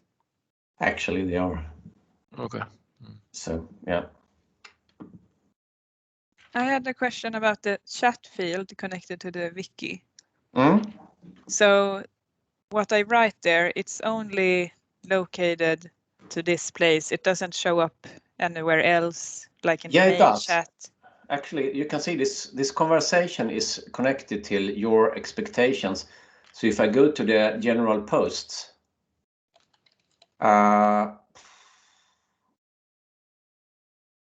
your expectations, so you have a lot of replies here. Okay. I think this comes from it says your expectations in read first. So it's a way of, I like to make discussions on movies and everything, because you add a lot of extra learning and knowledge sharing and reflection and things. And you can do that. You can actually post in the post a discussion question. But the good thing is that this is not sortable. You will have the last comment will be at the bottom all the time. You can't sort that flow. So keep it together. It's easier to make. If you want a organized discussion, you keep it together in the overview. They can keep it together. Okay. Then of course you can start separate discussions in the post, but you have to be aware of it, that it disappears after a while. It scrolls up. Okay. I can see them now. I'm testing a bit more. Yeah. Great. Jakob, did you have another question, or it's just a hand? Just a hand. Sorry. The oldie. Yeah. Now I want you to raise hands, the ones that haven't just tried it, just tried to add text and tried to add links. Who hasn't? Who want more time?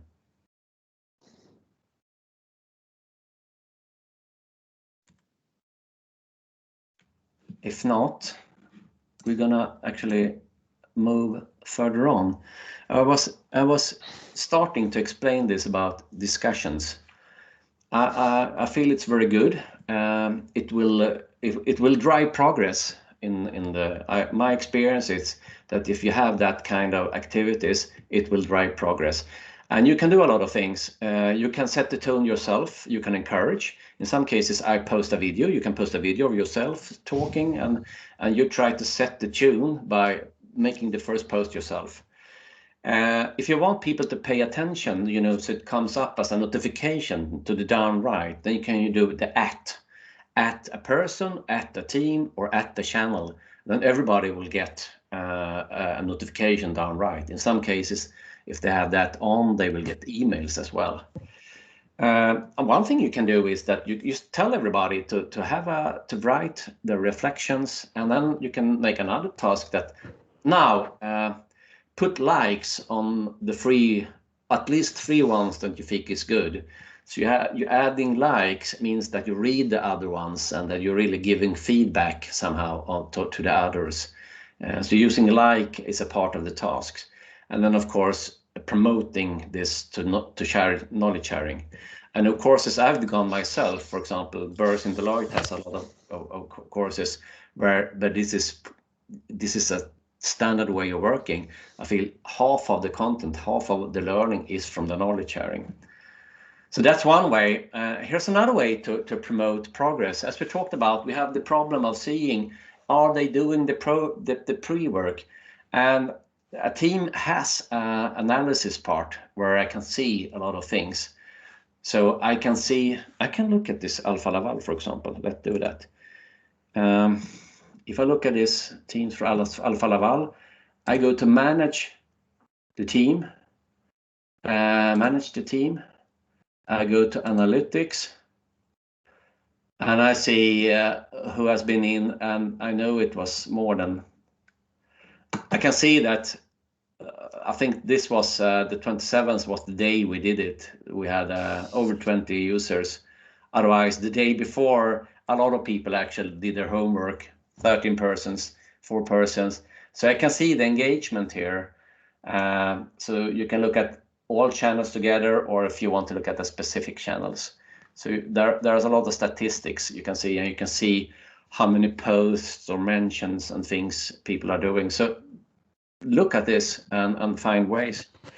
Another way, of course, to evaluate is to continually have evaluation, as I did the last time, about lessons, parts, and everything. And you can do that in forums, as we're going to look at as well. So they both drive completion. Yeah, so why not look at this? We will start looking at forums. For the moment, we are leaving the apps, and we will come back. But is there an urgent questions on using the apps and tabs? No. Okay. Microsoft Forms, it originated in the Microsoft Education, so it's actually made from the beginning for education. Nowadays, it's done for customer service and a lot of different reasons. But it's so it's very well positioned for learning, and you can use it for polls, which means a one question, single questions, as we do in a meeting, taking the temperatures. We can do service like evaluations. They don't have any point, no right, no wrong, but you use Likert scales and everything to understand if a participant liked a lesson. You can do quizzes, and by quizzes I mean tests that don't have you're not reporting it. So you can attempt it a lot of times. So you have maybe a few questions where people have get feedback, but it's up to themselves to remediate after that. And then of course you can have formal tests where we store content. You have to understand that it's not easily stored and it's not stored like SCORM or XAPI to your learning management system in forums. So it's stored to forums, but it can be connected to XAPI API, but that's way further on from this course on how to do this. That's hard to do actually. So just shortly, of course, as we said the last time, we don't want present a long time and then have an activity. We want to enforce a lot of activity, and that also goes for the pre-work. So we actually have activities of different kinds before we present our videos of recorded instructors and things. And it could be that we have maybe to create attention, or maybe we put a question or something that is similar, maybe a former product you had or a technology that is similar, that so they awaken previous knowledge. That's one way we can use questions. We can, after some content, use it to focus, to challenge persons, to maybe, I often, as I told you in my web meetings, put the question first and then get the answer. So people have to guess or use their logic or their previous knowledge to understand, and then they are more ready to hear what I'm presenting. And then, of course, after we present something, we can have it to reflect on issues. We can actually try to apply something. It's possible to make small scenarios in these kind of tests. So we practice things. And again, of course, we can have this after the lesson as well. So there are, of course, many places we can have quizzes. So how do you do it? Well, I'm going to show you first the process of it, and then I'm going to show you live. So when you make the quizzes, there are two different ways. One is called form, and that's just a survey. Nothing right or wrong. And then there is the quiz, and it's right and wrong. So the right and wrong thing, quiz, it has single and multiple choice. You can look at that. It has long and short text. It actually checks the right words in short answers. You can arrange things in a priority or order. You can upload a file that is then manually graded by the instructor. And then there are a few ones that are more for the form, like just putting up the date, Likert scale, rating of something in stars, I think it is. It is stars. And then it's Net Promoter Score, which is, would you recommend this course to someone else, 1 to 10. So the last one are then for, so it's not, I mean, it's not drag and drop in that sense and so on, but there are a few things you can use. So how do you do it? The first thing is when you click new quiz, you enter the title and you can add an image or a description. And then you add the kind of query, and some of them are shown directly. Otherwise, you look at the small down arrow and see the rest. And then it's easy to just type the question, and return gives new answer alternatives. And then you mark the correct answer. And if you want to provide feedback on an answer, each answer can have a feedback. Not the complete question, but each answer alternative can have a feedback. Maybe, yes, this is right because this function provides curve for blah, blah, blah. Or no, this is not, but have you thought of? So you can do that kind of feedback as well. And then, of course, if you want to have different points, you can grade, have different points on the questions. You can have different setting for different types of questions. So choice have multiple or single and so on, and you can set if it's required. And you can also set if you want branching. So if you, depending on what you answer, you can go to another question. So in some sense, you can make small scenarios if you want to. So, but the important thing now is that you will work in your own account. You have already tried this, which means you have to pick up your browser and you have to find forms. And you find forms with the 9 dots to the left. And if it's not obvious, you can click all apps and then you find forms. When you've done it, it will move up the list and be one of the first ones. So let me show you. I'm going to show you how to do this, and you're going to do it yourself. And we're going to split this. The first thing is that you create a quiz, a questionnaire, a quiz, and you make the title, the description. You make one, or if you're fast, you can make several, test the different kind of questions. And then we're ready. Then we're going to move on in the next practice on how you publish, because we have a lot of different alternatives there. But let me first show you. I think I show you and then take questions. So I'm looking at the 9 dots, clicking. I don't have actually forms in the list, so I have to move. Wow. but it's down here. I find it, forms, little f. So I was supposed to make a quiz. I'll make a quiz like this. I call it best football team. This is an ugly question. And I add a new question. I make the simplest one just to show you, which is the football team. And to make it easy, I don't compare countries now. I compare in Sweden we have, and since we can't, don't want to challenge the south of Sweden, I'm making 3 Stockholm teams. Hammarby. What's the short for Hammarby? I think it's like this. So these are the 3 alternatives, and the right answer is DIF. And the wrong answer, for example, this one, I can give feedback, like click on that. No, because. If I want to make more answers like this, maybe I put a Malmö team here as well. I can add, just return and add. And then can I make points here? I can say that multiple are right, not in this case. I make it required.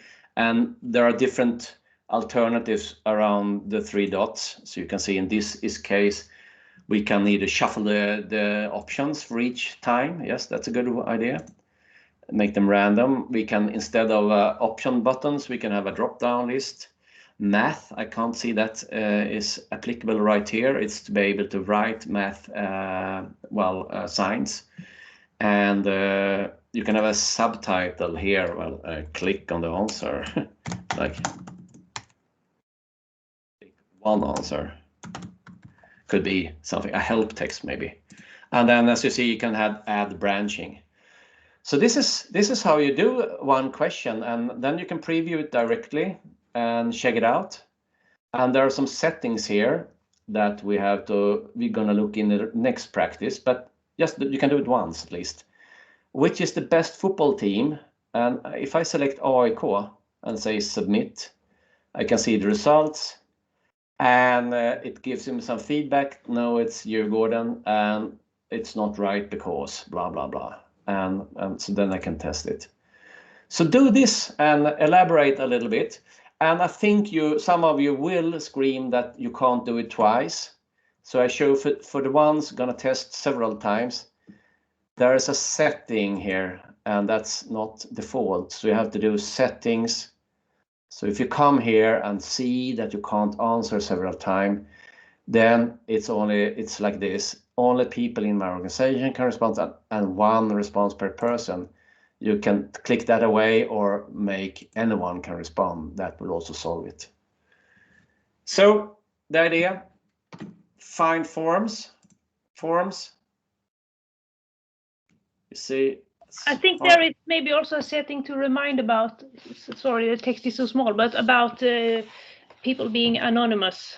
If you can either yeah, let's check all the settings in the next practice. So right now, just because that will hinder you a little bit, but right now, just make a quiz like this and try to make a question. Maybe you want to add an image like this. You can, if you have OneDrive, it's easy, or you can upload the image like this. I don't know what I selected.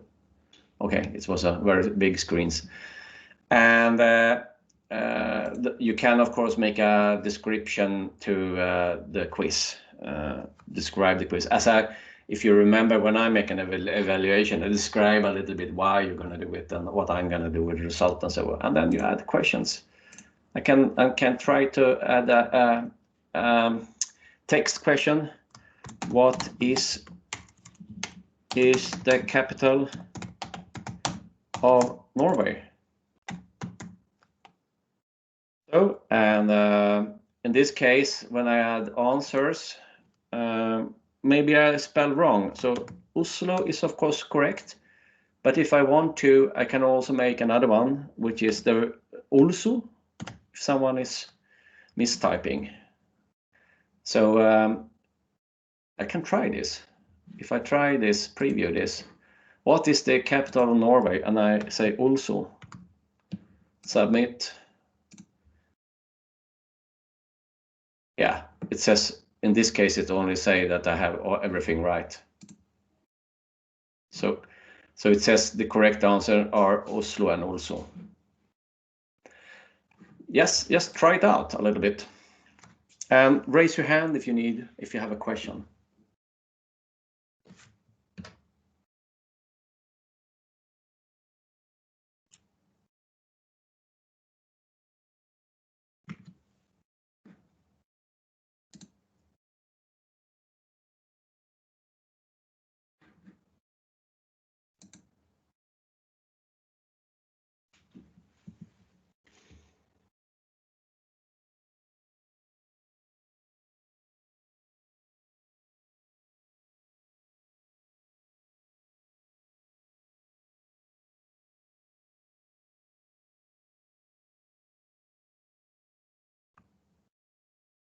Martin.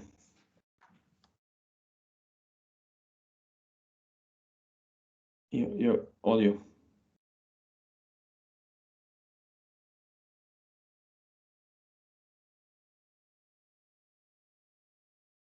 Did you have a question, Martin? Can't hear you.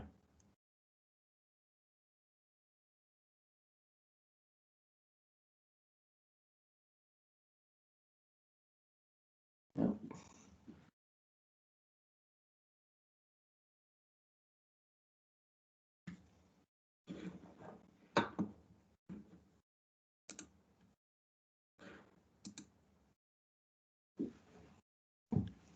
Johan, can you please show again how you made what is right answer and wrong answer?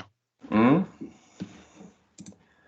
When I drag the mouse over, I can click. Let's say Malmö FF is the best one. Then I just click that instead. Okay, got it.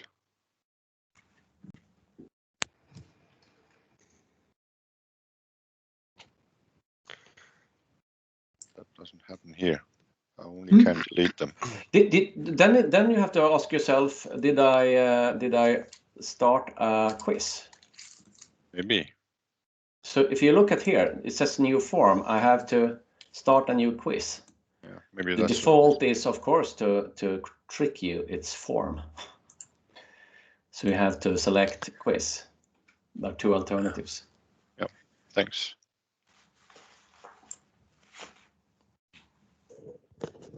Question here. So when I created the test and it's ready, I click share button, then I have options to send and collect responses. But basically it's a link that we have to post in our channel that we create, right? No, there are. I will explain everything of this in the next, but to give you a short answer, the alternatives is a QR code. You can add it directly to a team. You don't need a link. You just add it directly. I'm going to show you. Okay. And you have a link, and you can embed, I think. Okay. I think the question is, okay, I did this test, this quiz. And I don't see, the way to close it. If I close the edge here, where the link, the test will stay somewhere in my account. Yeah, unless you delete it. I have a lot. I have tons of the old ones. So in your account, everything you develop will be there, of course, and you can make copies if there are. If for example, course evaluations, you can make copies, and then of course you can move, copy, delete, and do a lot of things. I think I have the same question actually. I found it here. Yes. Okay, found. Okay, there's another question here. And then I see Ulrika has her hand up. But yeah, sorry, I didn't raise my hand. But take you okay. Shoot. I also finished my quiz, but how do I get it in like what you show now on the screen? How do I sort of save the quiz? Or finally. Yeah, if I was here, let's see all my forms. Here it is. This is what you're here. Yes. It's saved. It's click back on forms. So okay, it saves automatically. Okay, you don't have to submit or somehow. Yeah, everything here is saving automatically. Okay. Ulrika, now it's your turn. Sorry. Okay, no worries. I have the same problem as Jacob. I did a quiz, but I can't choose the correct answer. I can only delete the options. But did or you the answers. Did you actually have? Did you actually do a quiz? Yes. I noticed that when you add a quiz to a tab, you have two options. You can either share one that, or you can share one existing or create a new one. And if you create a new one, then you will get in the edit. Yeah. Could we add that? Could we keep that question and then answer the Ulrika question? I write you down, Frida. Yeah, but maybe that's what happened to Ulrika. No, it's you have two alternatives. Like here, if I click new form, if you look at the screen, and then make a blah blah, and then make a question, and then have alternatives, then you can't make it's locked because you made a new form. So if you instead click down arrow and make a quiz, and you make like this and add something, and you like this, exactly. And then you have all these different. You have correct answer, for example. No, but I did that, and I don't have that. Yeah. Can you? Can I share it? We can take it afterwards. Yeah. Can we spare that to the break to see if there's something in the line of things? Because I can just ask freely. Can the rest of you select correct answers? Yes. Yeah. Yes. Okay. Yes. Then there is no limitation. Actually, Johan, not from the beginning, but I took it from when I was in the channel and I recreated it. I was not given the option. Then I go into the app of forms, and now I can. Yeah, you have to be here. This is what you do. You have to create it in forms, because what you do in the channel or in meetings, that's super limited. That's something else. Yeah. This is where you do it the full way. So Ulrika, we will check your a little bit later on, and then no worries. Martin. Yes, can you hear me now? I can hear you. Oh, super. I created a quiz and I answered my own quiz, but now I can't seem to find it or try to work with it. It only says your answer has already been sent, but I can't find it again. Okay, so these are two problems. First, to find it, you click on forms, and here's a list of all your forms, and it will show the recent ones. So I had this one, best football team. So if it's not in this list, which would be peculiar if it's not, I think it's there. I will. Otherwise, if you click all my forms, then sometimes but new ones won't hide here, but old ones might. That's the first thing. The second thing is that, as I said, I wanted to split this task into two because it's complex. So you run into number 2, and that's settings. So in the settings, the default is like this, that only people in my organization can respond, that only one response per person. But we're going to get to that. But that's why you had a problem. Yeah. Okay. My next follow-up question: where do you easily click the forms up to in the upper left of your screen? But where do I find that one? I can't seem to. So are you in Chrome or Edge in an internet browser? Yes, I am. Okay. Can you see 9 dots up to the left? Yeah, I can. But if you don't see forms, then I can't either, as you see. I have to go to all apps. Yes. And in the list of all apps, this looks differently. You see, you will see forms here. I have it. Ah, there it is. Okay. It is, so you can find it. And here is the. They have so many apps. Yes, all right. All right. Okay. Anyone that wants another minute? Otherwise, you can still continue, but I will start presenting a little bit the next step. I think it's needed. Block or raise your hand if you really don't want me to move on. That's a leading question. Sorry. Okay. Let's have a PowerPoint like this. Okay, the next step is publishing, and then you can do other settings. The first is you can customize your appearance. These themes that you see to the left with all the photos in the background, they are generally for forms. The one for quizzes is for some reason a bit more limited. But let's check it out. And that's appearance. The second thing is settings. And for example, here it's easy to say that if you have a test, maybe you don't want to show the results because it's an exam of some kind, then you untoggle this show results automatically, so then you won't show the results.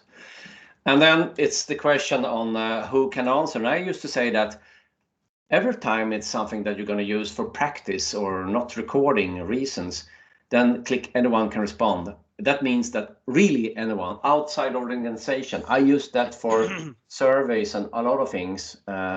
Doesn't matter. Anyone can respond. But if you have a test, then of course it's people in your organization and that can respond. And when saying that, I'm not sure actually about guests. I would say for now not. If you want me, I can research that question a little more, since you probably maybe want from external persons to record their tests answers for persons. I can look at that in that case. So, and then of course, if you want the name, so you can see and evaluate the person, or how many responses you can get. It's only one or nothing.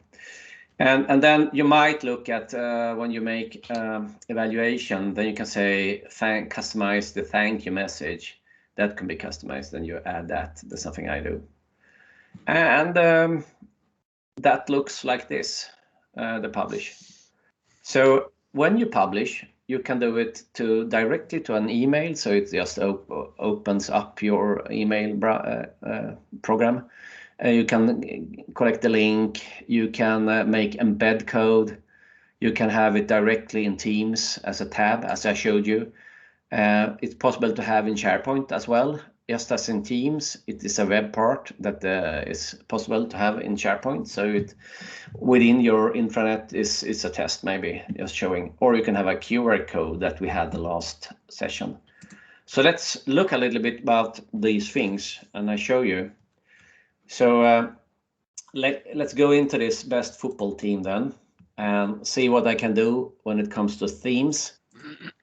There are a few alternatives here. Well, best football team, maybe you should have the medal one like this. So this is themed. You can, if you want, if you go down to the bottom, the plus sign, then you can, I won't do that right now. You can upload your own image. And actually, depending on what image you upload, it selects colors from that, matching colors itself. Otherwise, you can also select, customize the colors with hex codes like this. So theme, but you can select something that is pre-made if you want to. That's number one. Number two was the settings, as I said. And here you can see, show the result or not, show the result. Anyone can respond, I want. Before you're ready, maybe you're ready, you did it halfway and you actually published the title, the link, but you want to continue, then and you're using it for test maybe, then you can make like this, accept responses and click it. so they know that you can't use it. I don't want to fix dates. You can shuffle the questions. You remember I could shuffle the answer alternatives. You can also shuffle the questions. And if there is something that the customized thank you, that when you clicked your responses, there's a message, and that message can be fixed. And you can also, if you have a few students and you want to know who answered, you can get a receipt on that. So that's that. And the last thing then is how can you send and select responses? Who can do it? Here you can change who can answer when you send the. And I always have anyone can respond, and you can have a link. This is a link. This is the OCR code that you can use, show that we had, and this is the iframe, the embed, and then you can, of course, on your page change the size, the height and width and so on, and then you can make a mail as well. Just these below is actually, you can actually you can share this, collaborate with others. If you want someone else to get a link to this and to develop it further, so you co-develop, you can get them a link for that. So with that said, the task is as follows. You use 5 to 10 minutes and complete the quiz. You maybe add another query. You look at themes, colors, and check these out and select something. And you set the setting, anyone can, with a link, can answer, because then you can answer yourself twice or 3 times. And try to email yourself and then click on the link and see what happens. This is the task. So while you're going, I will just do it again a little bit. It was the theme. Just select one.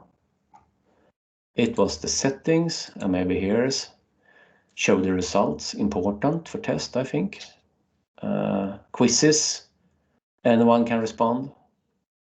Tests, you have to respond 1 time, and people that you can track down, you get the names from them and so on.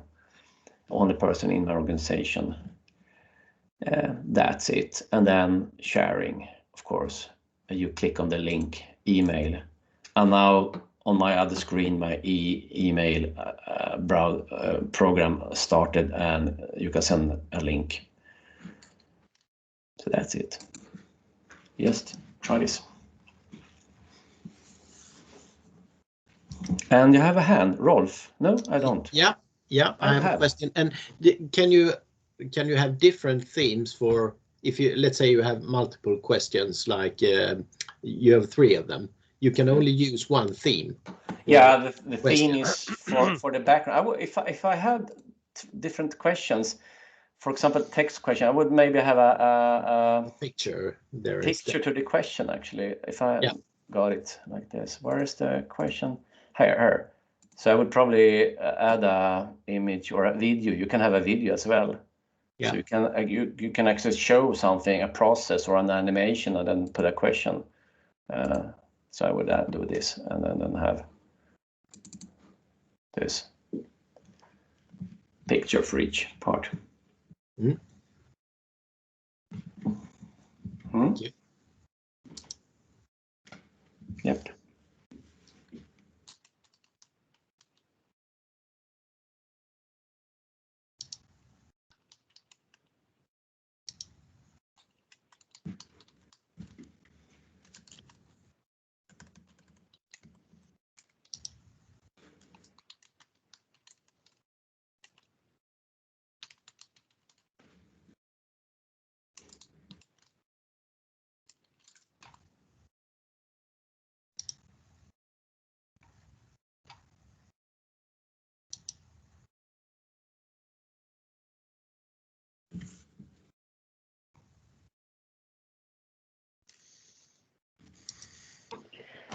Can I ask a question?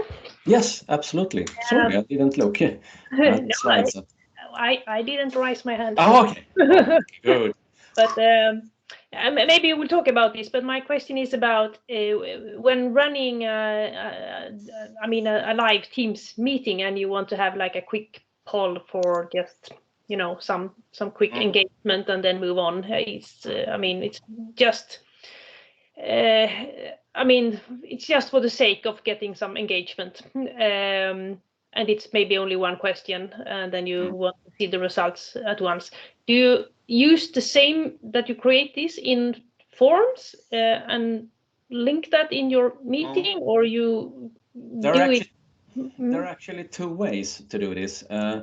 The simplest way, and the thing we talked about the last time, is to make it in Teams, as I showed you in the calendar. If I have, can I have this meeting? I have to add forms now first, just to see what happens. This is what you could say the meeting app of Forms, or actually the Teams app. I think it's called the Teams app of Forms. So it's a little bit more simplistic. So when I create a new poll, you see it even says poll. It's only choices and open-ended multiple answers you can do, and not. So in that case, you can't link. But if you can keep the question a little bit, I will show you the other alternative, because you can work with two screens. I often do that, and then you can have full-fledged tests during a web meeting as well. And the reason why I have not found this functionality in Teams is that most likely because I've started the meeting from Outlook and not from the app, from the calendar in Teams. Because I have tried this and I can't find the functionality at all in Teams, but maybe it's the same with the whiteboard, that I need to, no, not the whiteboard, or what did we talk about? Polls, and I would say that I think no, I shouldn't answer. I think breakout rooms, all these new functions, but as I said, breakout rooms I have when I open from Outlook. Yeah, okay. But when in Outlook you don't have the functionality and so on, because when you start a meeting in Outlook, it's too late to do it. But this meeting that you see here, it's a meeting that was planned from Outlook. If I open that in Teams, because it's a Teams meeting, so I make a Teams meeting in Outlook, then I actually have the plus sign here as well. So the thing is that if you make it in Outlook, you have to go to the Teams calendar, and then you have to add the Forms app. And when that's done, then it's possible to make polls. Okay. So that's the process of it. I have to go and pick up my car before the workshop closes for today, but I will remain the meeting. I will probably be back before you end, but okay. Out for a short while. It's been to the service and workshop or. Johan, may I ask? Yes. I think you said last time that if you create a quiz like this, they will be able to see the questions even before the meeting has started, or whenever they go in. Yeah, so you can't keep by this, it's in the schedule in the calendar meeting, yeah. But also if you add them like we did just recently into Teams. So if I schedule something and then I add a poll, they will see the ones that are published. Okay, so I can keep them secret for a while till I. Yeah, you can do, and they are launched. So all these things above, they won't see everything here. All right. They will see what you publish and so on. All right.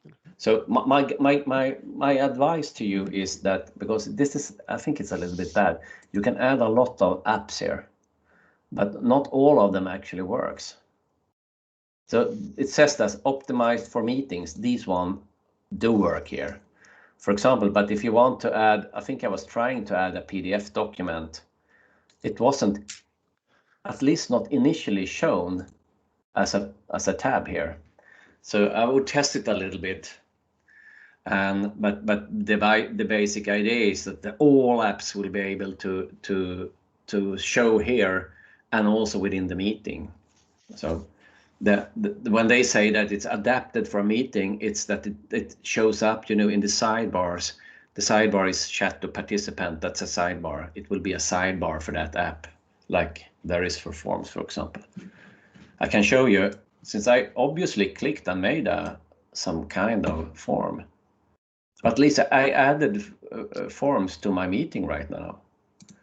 It means I have the sidebar, but I didn't create anything. But I can create a poll right now within our meeting. So potentially you will have a lot of icons here if you do that. If you test it and see this is stable, I can do it. Then you can add a lot of interactivity here as well. But this is not what we're doing right now. Right now, we are looking at what comes up in a team. And as I said, I'm showing some of you have already tested it.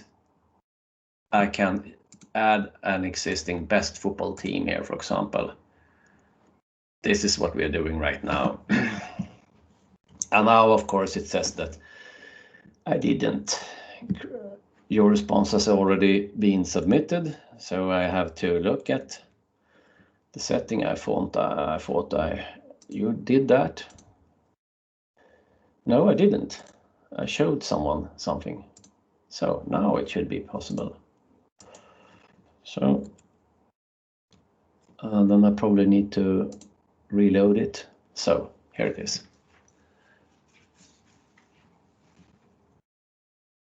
So hands up. Have you anyone that wants more time for this? Otherwise, we will move on a little bit. I see a hand. It's Martin, but you got your answer. I can say yes, if you made this. Oh, sorry. I can add that if you made the channel private, you won't be able to add forms. Just because I got stuck on that for a while. Oh, I did. Can you explain that once more? Because I didn't. Yeah. Get it. Yeah, when you create the channel, you can choose if it's private or not. Aha, okay. I chose private, and then you cannot add forms, okay, which confused me. Yeah, just in case news. Anyone else gets stuck it's on it. It's not good news, but it's. Yeah, it's good to know. Yeah. Okay, great. I will move to my presentation and see. Just a few things before break and moving over to PowerPoint and video. We have talked about that. You can actually do a lot of evaluation. I mean, this is if you have, of course, if you have a learning management system, you have SCORM and everything like that, that's working, that's good.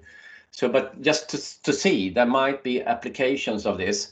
You can actually evaluate people, at least when you do evaluations within teams.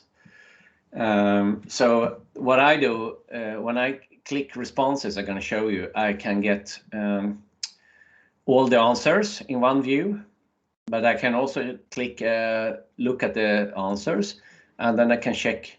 And in this case, it's Swedish. I'm sorry, I couldn't do everything here.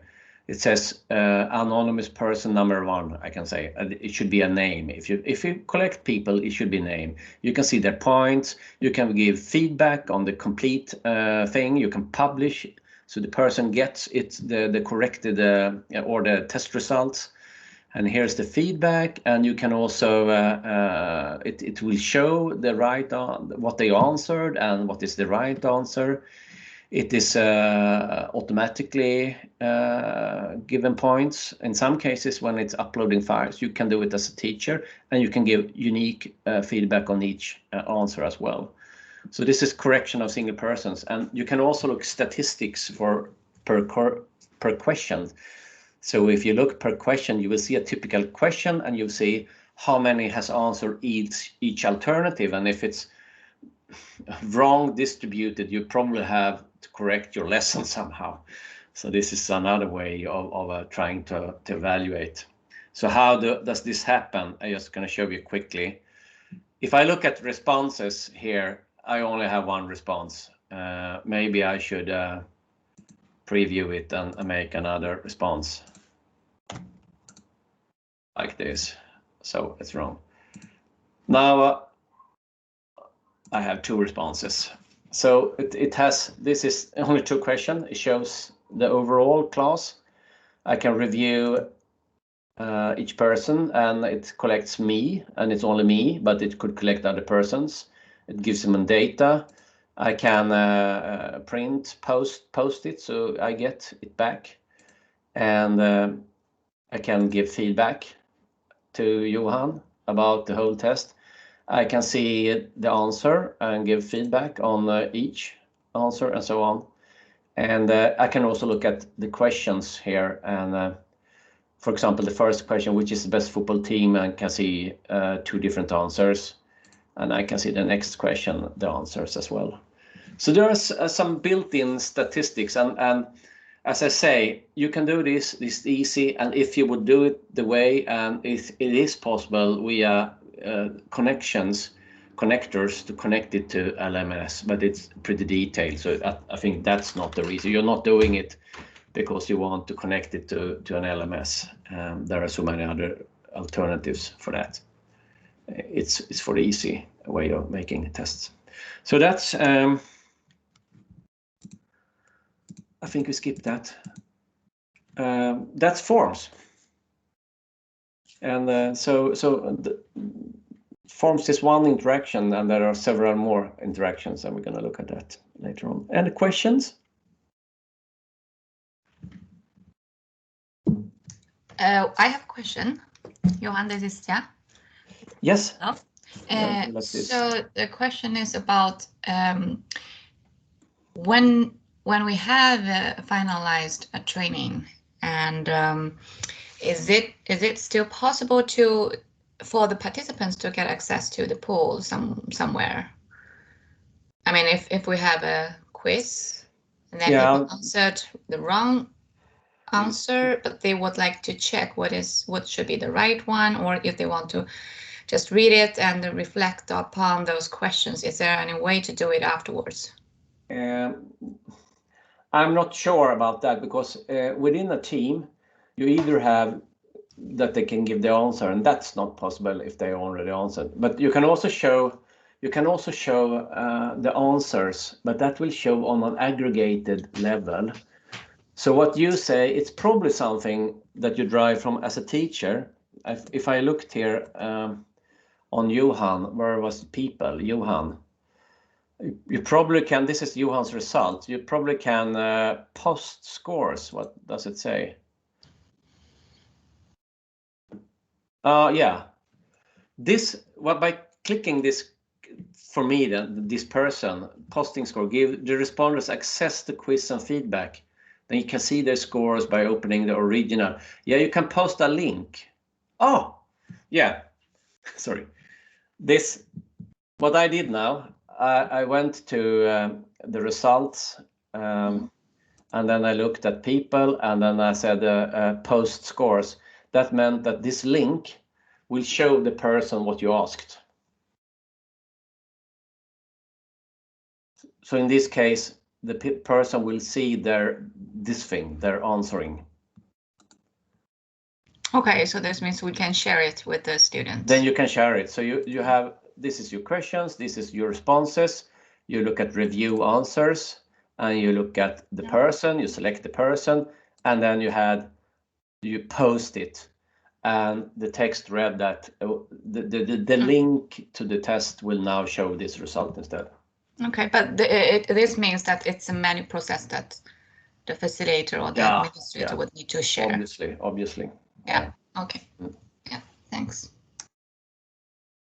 So you see, you have to decide a little bit. It's a quick way to enhance some of the content, but it's maybe not the functionality that you have in Cornerstone or Articulate or something, that kind of tool. Yes, more questions? Okay, 10 minutes from now, it's 15:54. That would be 16:04 then. We meet and we will talk about what you can do with PowerPoint and video. Okay, good. See you then. Okay, so see you all 16:04.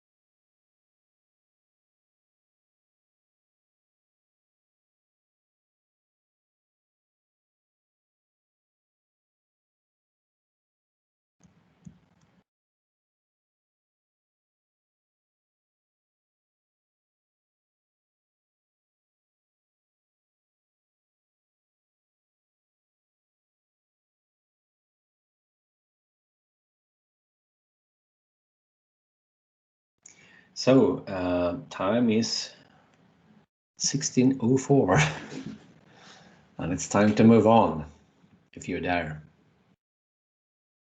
We are. You are? I'm here. You're there. Hello. Hello. Nice seeing you again. I just understood that we had that was a long set lesson because only two breaks here. But I hope you have got some energy for this break, and we'll move on to the last hour of things now. Any last question forms? Yes. Yeah, I just need to add. I need to leave 4:30. Okay. So you will see most of the PowerPoint thing. Yeah. Yeah. Okay. Same here. Okay. Yes, I understand. As I say, we record it. Last hour could be viewed, recorded, and you can try it yourself as well. So let's move on to creating video using PowerPoint. And I had this interaction, but I think you know too much to have this interaction. You know the problem with this image. It's too much text. And we are saying this that. For a teacher, if you are teachers yourself, but if supporting teacher, I've done that a lot, especially at Ericsson and so on. Often you have R&D people or maybe product specialists that are teachers, and they're giving things on the web, and then they need to record something, and then you often need to look at the slides before, because there will be tons of details and facts. And when you just have to look at things and understand it in a video, it will take time to read what you're seeing, especially if it's complex technical things at the same time. So we have to use images, of course, and they could show situations or processes or even feelings maybe. And we have to simplify and take away lines and text and everything. But you can have words, of course, like hooks. I say you always need some words as hooks for the basic themes you're describing on the image. And it's also, as in this case, it's an animation or something, you need to simplify everything, take away what's not supporting the message, take away lines, and stepwise animate things, and annotate, like highlight with something, if there is something to point in at and so on. So these are probably something you do every day, but before letting experts record, it's good to give them maybe the chapter there's a part in the book that tells about this, or explain it to them. So it's the first step. So let's go into how this is done then. The first thing is maybe the most important thing, because the recording tab is not default, so you don't know you have it. Or maybe you do, but I'm going to show it. But what you do is that you look at the file and the options, and with this in mind, I'm going to do everything in a row later on. So I present it first, and then I go through how it works. With that, you get a new tab. It's called recording. With that, you can record slides and screens and so on, and you can add videos to your slides easily. So that's the first thing. And then, of course, as I told you, you need to adjust your slides, take away a lot of details, use images instead, as I say, and make them shorter. One thing that I urge you to do is that when you record things, you tend to not find the words actually when you have your camera on. So it's very beneficial to use the note area of the image to make a short script, because that will show when you are recording, you will see that short notes and small bullet points that will help you be specific on each image. Otherwise, you would probably be very wordy and so on. So that's a good thing to do. So that's also preparation. A third preparation is to understand and set your audio and video. And there's a chapter about equipment to having HD cameras, as I have, for example. I don't think the HD is on, so it can be much clearer image than it's right now. I have a very good mic. It's a Blue Yeti, which gives better sound, and that's good when you record things. Not expensive, but that's something you can have.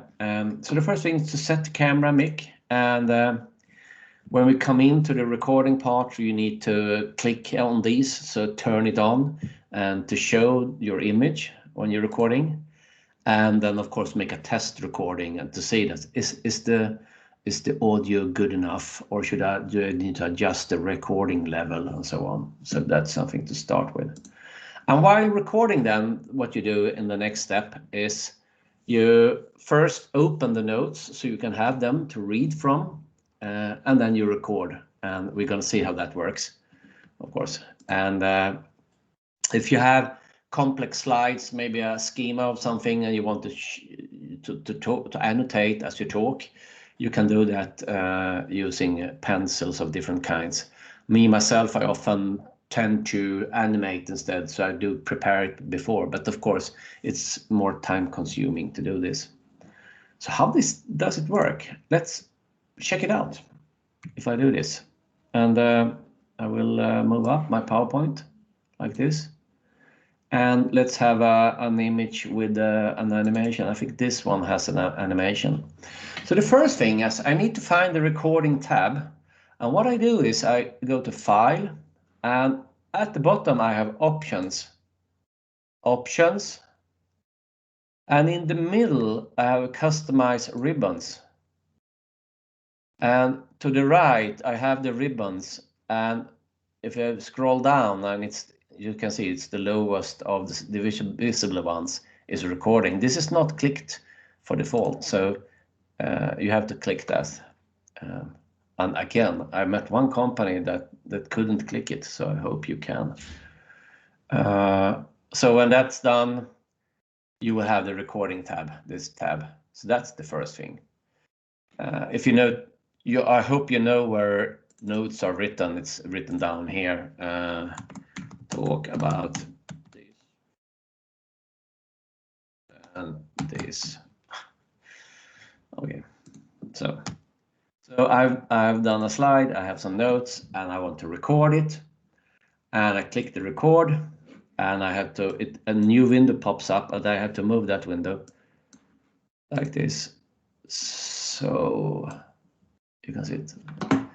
So this is the recording window, and the first thing I need to do is to check the settings, and now they're hidden, of course. Let's see if I can click it. Yes, now settings, I need to click on the camera, and the problem right now is that my main camera is this HD is it's locked for the web meeting, so I can't use that. So I will make it this one, the little one, and then also recording is not from my Yeti, it's from something else. I can probably record from the webcam at least, like this. Okay. And so let's test and record. I can see here is the notes. I can see them here.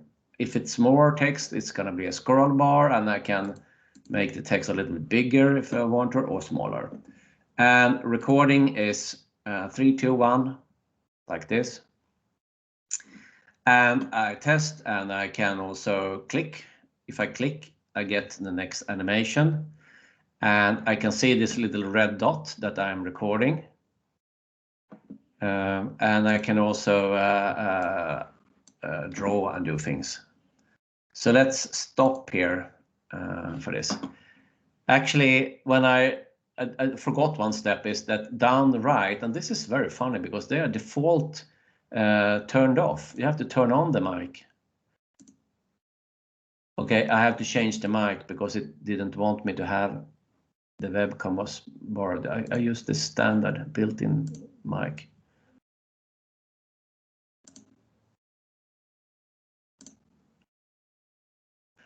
Yeah, there is some problem with that right now. So integrated camera, that's good. Smart sound technique, like this.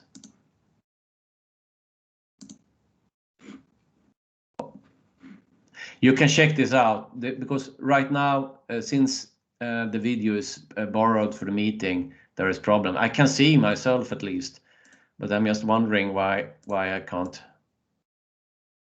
something has happened. I probably need to start away. You test it out, and you can see normally you should be able to turn on the microphone. This shouldn't be a problem. And also turn on the video, but it's probably some kind of collision right now. So I can replay what I recorded. And of course, since I'm not showing up, I think I do like this. I will stop this and do it again because I want the video. I don't want that to be a problem. So I will move it up like this. I want the video. It's showing me the video, but it's not recording. So integrated webcam, that's what I want. That's good. But for some reason.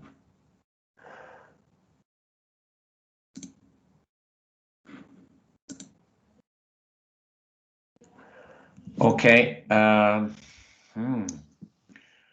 did a test. It works for me. It works for you. That's very good. Yeah. I let you do this record, and I just need to fault find and to see why can't I record my video, because I want to edit the video, and therefore I want that video to happen. But this is just what you're gonna do. You're gonna record the image like this. You can see it, and you can test things. You can toggle between slides, so you go to the next animation and the next slide. So you just click right all the time like this, and it will open up, and you will be able to talk at the same time. This is how it works then. Okay, so I stop and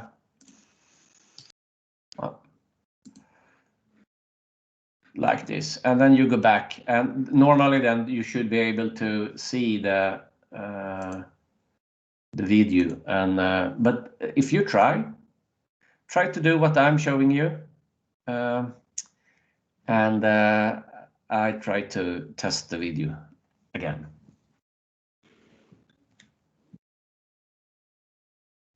So I'm gonna see if you have any questions though. Let me put that on a screen. Raise a hand if you need something, if you can't do anything and you need help. I think I'm gonna restart the program. PowerPoint in itself. Let's see if that helps.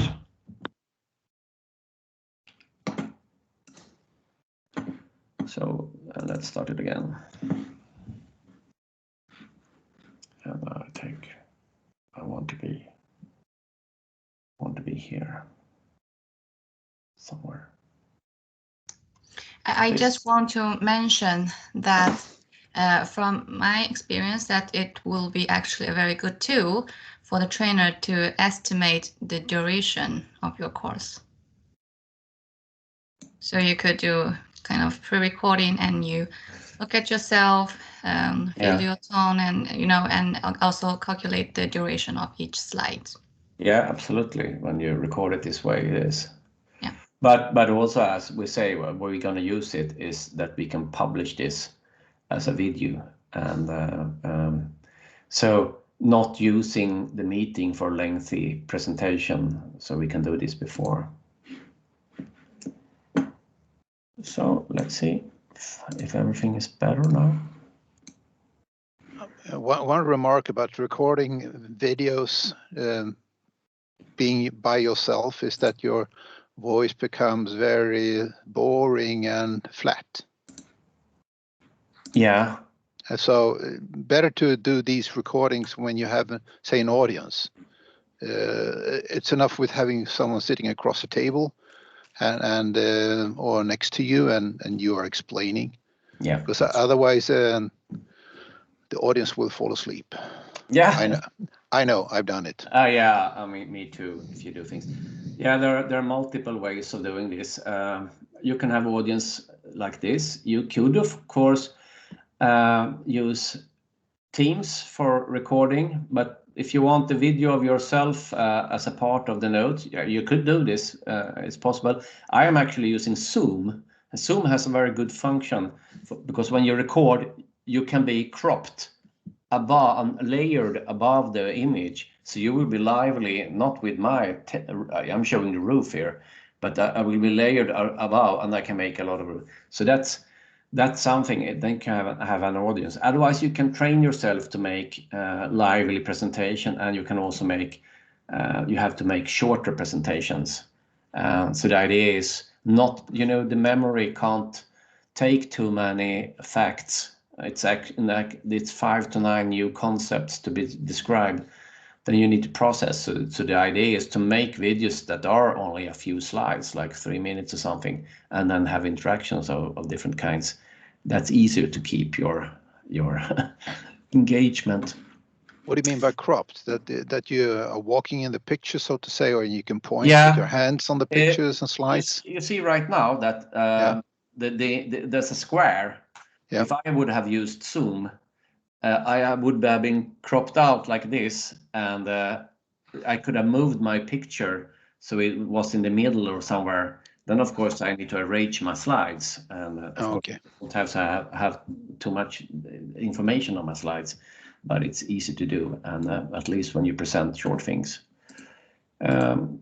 Still, since you're working, just put questions, and I will try to understand. I'm probably doing something where is integrated webcam.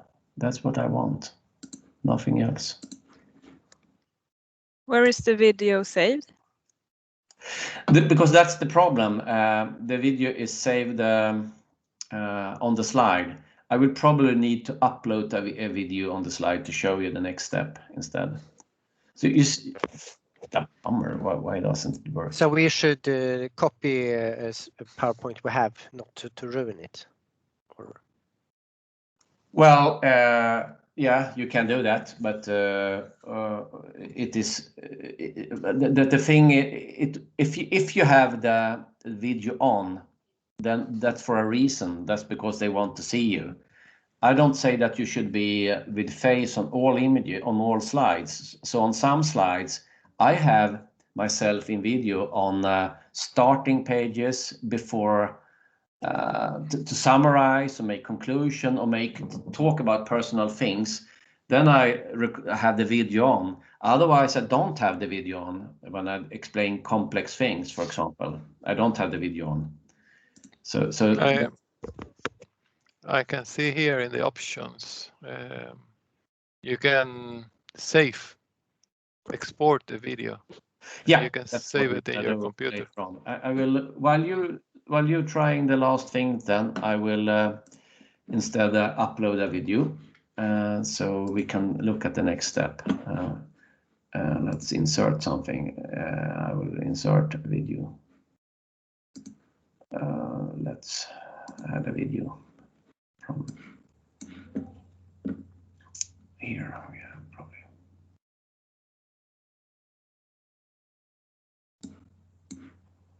So just raise your hand if you have something like this. I will make.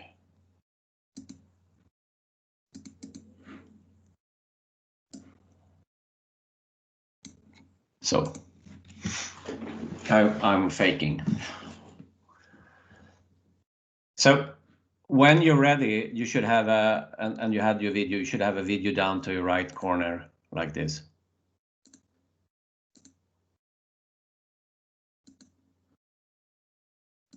So it's obvious that I have some kind of collision because I can't even play a normal video. So I have something.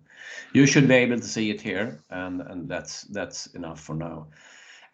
When you have it here, the video, you can either you if you forgot and say, oh, I don't want the video here, then you can delete it. I don't do that right now. If you can delete it, but probably you have the sound in the video, so you can do that. We can also move it, and maybe you have this is a typical. Let's move this one here. This is a typical. If I would only present, I would do like this, and I would have myself in a larger view, and then I would talk to the audience better. So this is how I would do it if I had a video. And it is possible to, instead of record a video, to have another video input? Absolutely. So the thing you can do, I mean, the basic thing, if you have long presentation, the basic thing is to use the record slideshow. And as I said, you do this because you want to, I mean, run the presentation like, and then you have everything supported. And you don't need a video of yourself you don't want, because you can record the sound. That's 90% of the important thing, is to record the sound. But if you want to do, you can do some other things. You can upload another video showing a technical thing on that slide. You could make a screen recording, for example. Maybe I want a screen recording on how to do export. Let's take this and how do you export something? Export a video. Then I do a screen recording of that. So that's something else. I won't show that. I don't have it in the presentation in the book, but I'm showing this as extra screen recording. You click that, and it gets a little bit large on my screen. So I select an area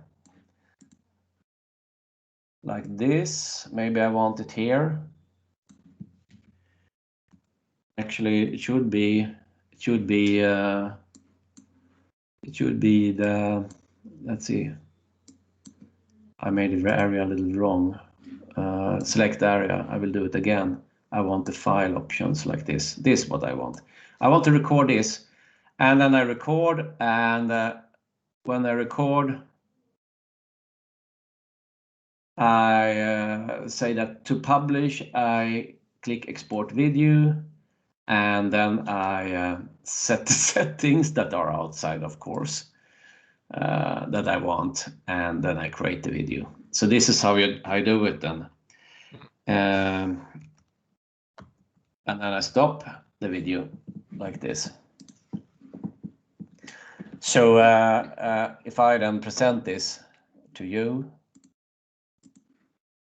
I drag it, I enlarge it a little bit. This is a video.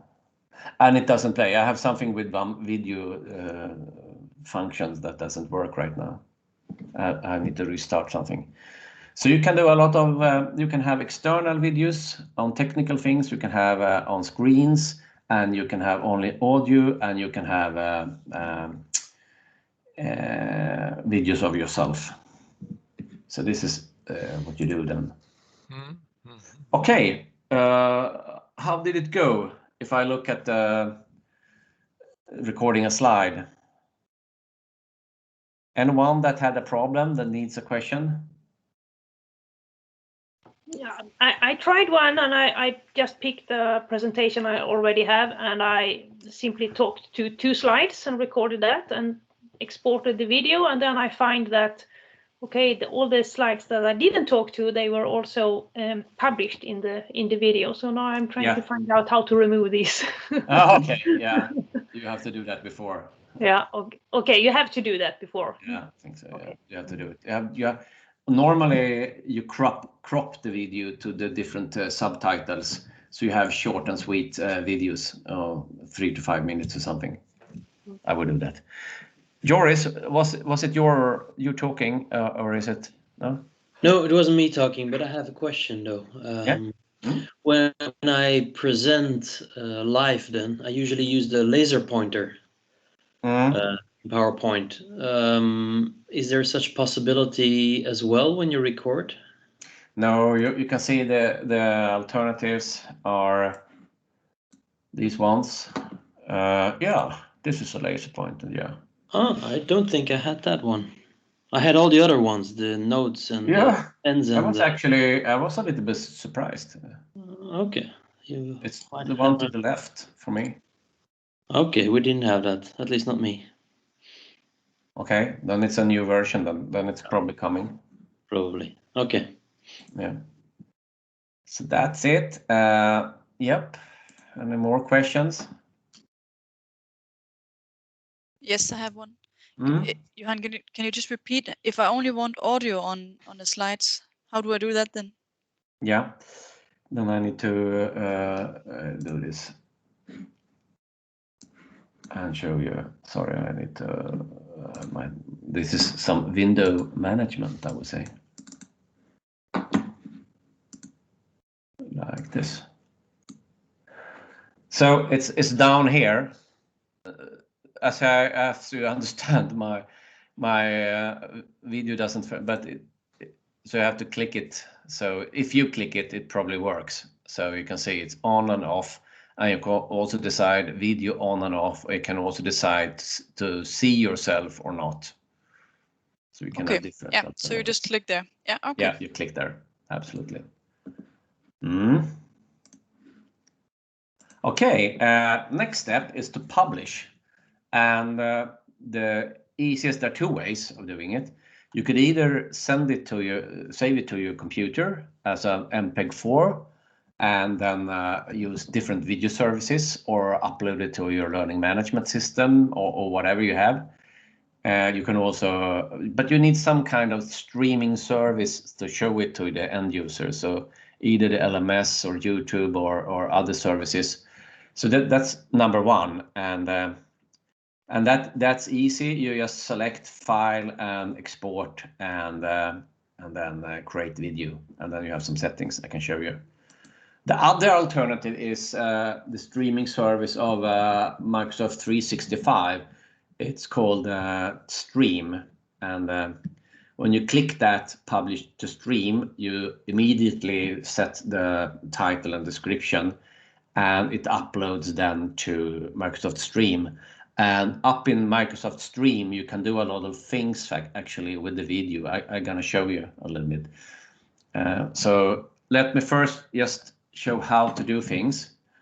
Either you export to a video, you can click that directly, or you show file and export and click video. So this is one of your alternative, and you shouldn't have Ultra HD. Nowadays you can probably have full HD at least. And then just click create video, and it will take, depending on the length, it will take 10 minutes, 20 minutes or something to make it. The other alternatives is publish to stream. You get the alternative here. You can then write the title, the description, and so on, and then publish. I won't do that right now because it will just take a lot of time. You can test it, but I can show you a few features of Stream. If I go to Stream,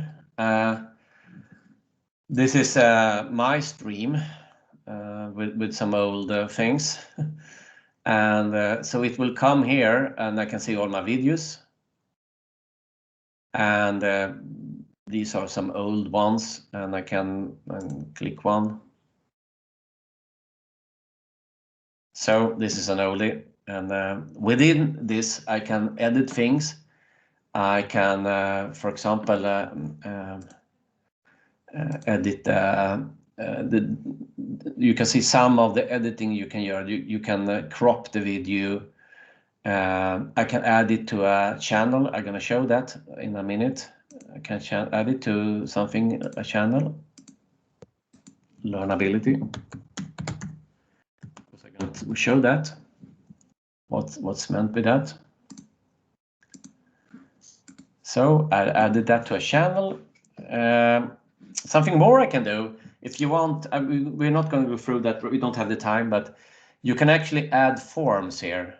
Just to know that if you have a form, you can add interactivity to a video. This is a very short video, but if you have a link to a form, you can paste that URL here. And after this is after 1 second, the video will stop and it will show a form, and when you are ready and made that interaction, which is a question, it will continue. So this is actually a very simple way to make boring videos to at least have some kind of processing and reflection within videos. So that's something you can use when you use forms, Stream. But I talked about channels. In this channel, I have added a lot of different videos So I added them to this. What it means is that when I go to Teams, I can add a channel. I can add it from scratch. Let's see. So when I go to Teams, I can add a tab that is a stream tab. When I come to the stream tab, I can either look at a single video and I can search for that, or I can add a tab, a channel. And when I look for this, I call it learnability. I can see I had one, and when I save it, I will get all the videos connected to that, even that short one that I made, this motivation to learn, that I don't think have any, it's just a test. I did. So this is Stream. This is the second alternative to publishing. It's the Microsoft Stream to do. So I don't have any practice on that because that will take some time to do, but you can see it and you can read about it. I just want to show you a few more things that you can use. And let me start this. And one is editing. When you click on a video on a slide, there might be things you want to correct. Maybe you think it was dark or too light. You can actually make some corrections on this. Maybe you want to spice up. You know, it's a boring quadrant normally, and so you have all the things you do with other image objects you can do on a video as well. So that's pretty good. And one good thing is, I think you would use is that maybe you have too big part of your room with it and you want to make it smaller, then you can crop the image. So that's also good. And there is also another alternative, is that instead of going out to an editing program, because maybe you start and then you did something faulty initially and you something funny gesture or something, then you can trim your video, so you can select another starting and stopping point. And to be honest, what I say, these are the normal things you do in a video editing program. So let me just show you that alive a little bit. So this was the video, and bear in mind that I have some problems. It won't start, but if I look at format, I could, for example, have a box around it. I could make it another shape. I want it to be rounded corners like this, and everything else you could think of then. So, and I might think it's a little bit light. I can make it a little bit darker. That's not good. Maybe that, another brightness it was. And I can set another color on the border and so on. And I might want to crop and only have the center piece here, like this, on the video. So you can do everything you can do with an image. That's number one. And number two, if you click on the playback, you can also trim the video. I hope this works now. Now, there's something I need to check on my computer. That should work. So if you click this, you get this dialog and can then trim the video. You can't cut it in pieces, but you can trim it, at least the start and the stop. And I mean, that's what you normally do. And if you are satisfied with that, then just run. And if I record, I mean, if I record a PowerPoint presentation, I don't do much with it actually at all. But if you want to do that, there is a program on the Mac, of course, iMovie, and on Microsoft it's called Photo.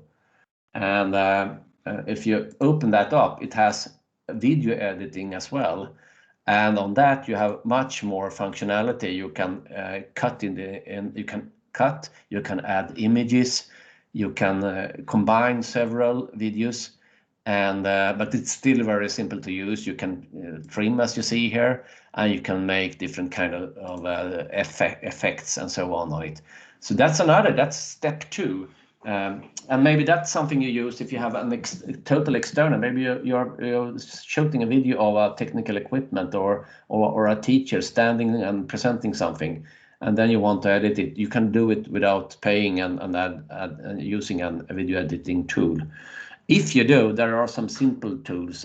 Premiere is one, Adobe Premiere Elements. I use something that is called Wondershare Filmora. That's another very powerful, but they have a lot of more functions. That step is big, even if they are not so compared with even more advanced. They are pretty easy.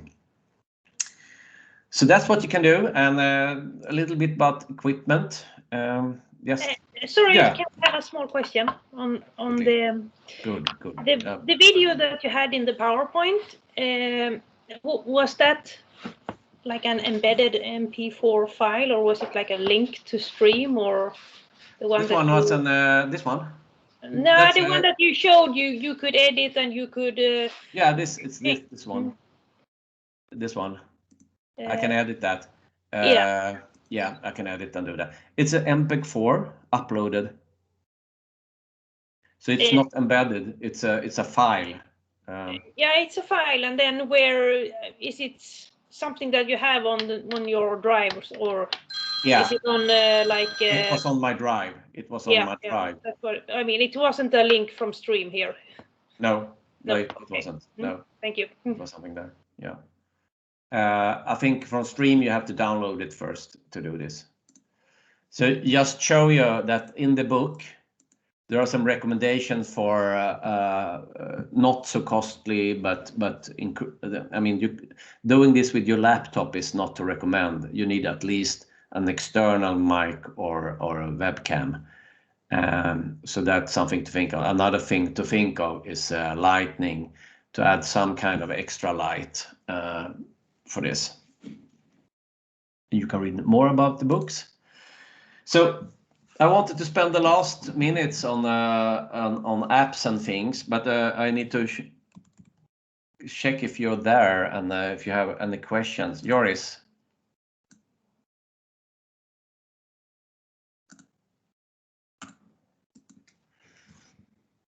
I can imagine you're getting tired, but a few more things, tips and tricks I will go through. Okay. Yep. Yes. Maybe it was a no. Yeah. Okay. So there are hundreds of apps, and let's see what they can do. And one thing is that we can lighten up these kind of maybe lengthy. This is a very lengthy lesson, and if you have that, you can light it up with a Kahoot game. And let's do this. So what I have now is that I have in my okay, this is the wrong one. This is in my classroom. I have added Kahoot. Kahoot is a game. So as a teacher, I can now start a play. What do you remember from the last lesson? Facilitating web lessons. So if I add this play, present. If you bring up your mobile phones right now, I will start this game. I think we can make it the standard. So if you look at www.kahoot.it and then enter this game pin. And when you come in there, you have to, it will ask you to select a name. I think you can click in it and write, or it will, you have this spin and it will spin you a name, an interesting name if you want to be anonymous. So we are waiting. We are 3. I know we are a few persons.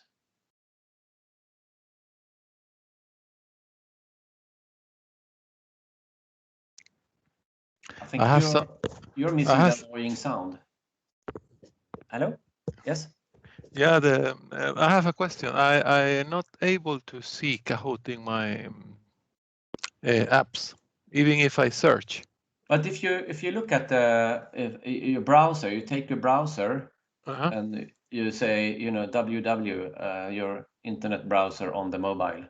No. But I mean in the Teams when I try to add. Okay, let's. We can take that answer before. The admin has the possibility to select and restrict IT admin, and they probably have restricted Kahoot from your list. Okay. Yeah, so that's a problem because there are hundreds of apps and they might. That's boring. I mean, they don't have a reason for that, so maybe you just need to talk to them. 12. Anyone more that is waiting for start? Then I click start now. Now I click start. Yep. So we are working. So this is what you remember from facilitating web lessons, and you answer on your phone. Answer on your phone. So first is true or false. Distributing question in time will combat the forgetting curve. True or false? Click on your phone and be quick. So 8 did click right.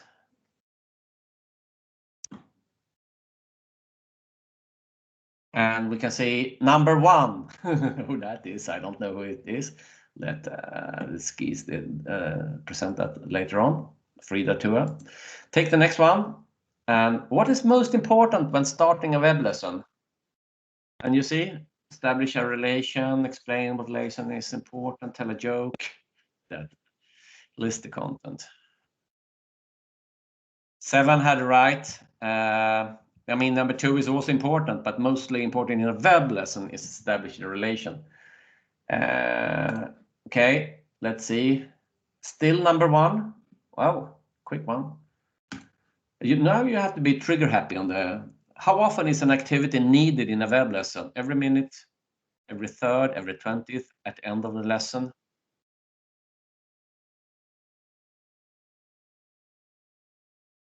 So it's every third, what I have said at least. So every second and third. And let's see. Anna is on the lead. Woo! And she had a sign, hot on fire. Which of the blue function is not available in a Teams meeting? That might be a harder one, actually. You have to read the wording. Annotation, yes. Okay, everyone had right. So now we need a podium. And number 3 was number 1. Number 2 was Ulla. And number 1 is Anna. Give her an applause. That's Anna, yes. Victor is there. Yay, Anna. Congratulations. So I'm gonna move on a little bit. That's really good. And so you can have that to put some energy, and there are lots of different applications of Kahoot. Another thing is that you have much better whiteboards and collaboration tools that you can use in the apps. This is freehand, but you also, for example, have Mural or Miro. They are really good in as whiteboards with stickies and other things. There are more options if you want to make quizzes. Polly and, for example, Quizlet is a very good one for that. I won't show it now.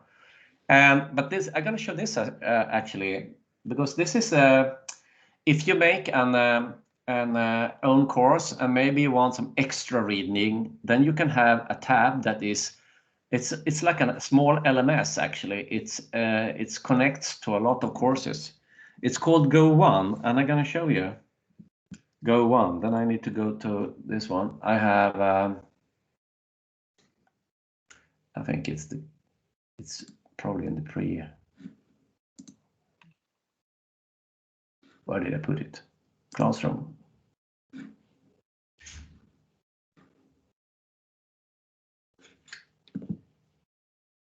or was it? No, there was a group room. I made a group room. I'm going to talk about it. I have a tab that I call design training, and no, it's called learning.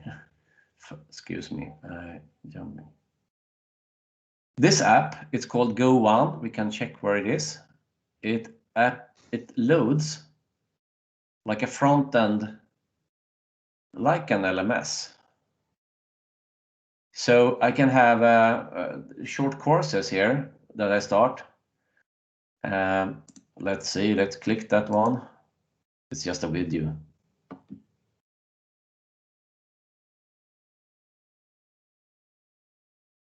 And it can connect to many sources. If you look at Go One, it could actually connect and integrate to your learning management system and the big one, the Coursera and other things.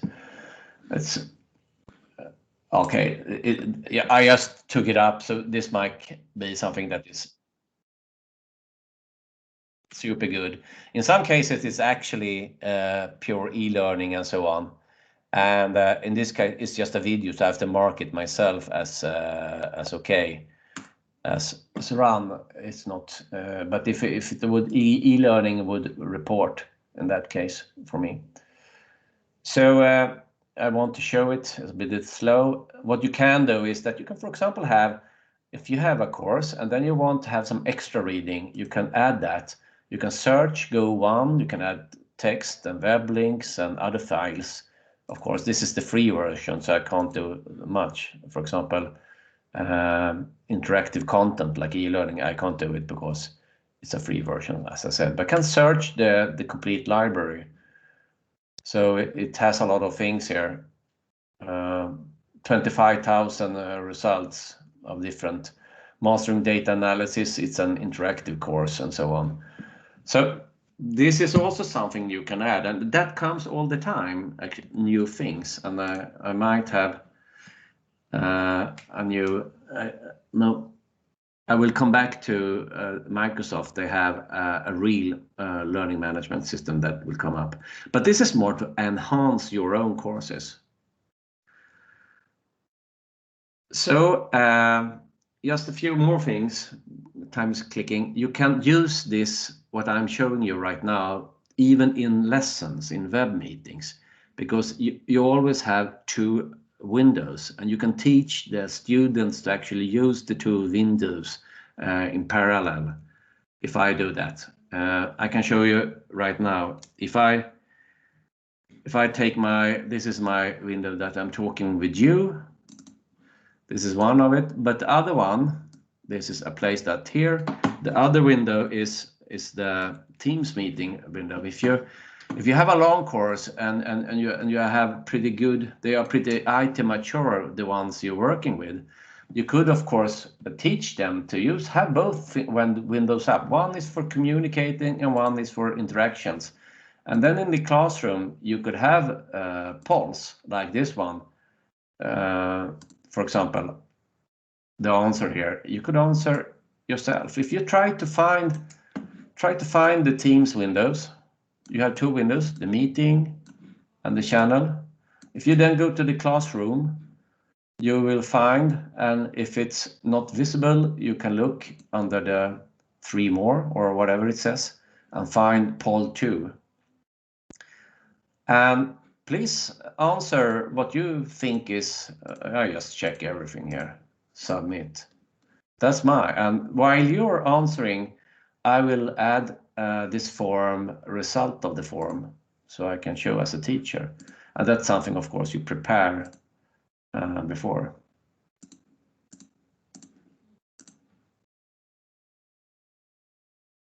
So now we can have interactive questions that look a little bit better. Just as we had before, we had the question within the meeting, but we can have it just besides the meeting. And I'm sharing the complete screen, but if you learn to, I shouldn't need to do that. If you just learn the students to have two windows, they can do a lot of interactions this way. So this is another way of using multiple windows. You could also ask people to collaborate on documents. for example, I have a document. For example, here, draw together, I call it. If you remember, we used the whiteboard for this, but we could actually, now it doesn't need to be that we should do a test like this. We can work together, but it's actually possible to draw on this one. So I can do the same practice that we did with whiteboard, we can do here, and we can do many others if we have a PowerPoint document. If I draw here, see if someone else is doing it. You have to click draw, then click a pen, and then try. Let's try again. There. That's what you can do. But you could also collaborate, maybe have a table, maybe add people to write their opinions of things. There's a lot of things we can do with documents together like this. Okay, just show a little bit more. Yes, want to say that there's a difference. You know, you can do, we use breakout rooms, but you can also make group rooms as channels, because you start to make several rooms as channels, you know, and you can have them private, and you can have a few people in one room, another few people in another, and for each meeting you can start a meeting with the channel. So with doing this, starting a meeting in a channel, we have more possibilities than breakout rooms. I just want to show you that. So you remember, I'm quick now, but you can read about it. Because now we can have permanent rooms that are easily found. You remember that the breakout rooms are normally not found, but you can actually go using chat to find them and go the backward in them. But here we can have the group rooms, and we can prepare the rooms with, for example, I think I have done, I've used this. If I look at the group room here, I have, for example, Miro, which is a much more powerful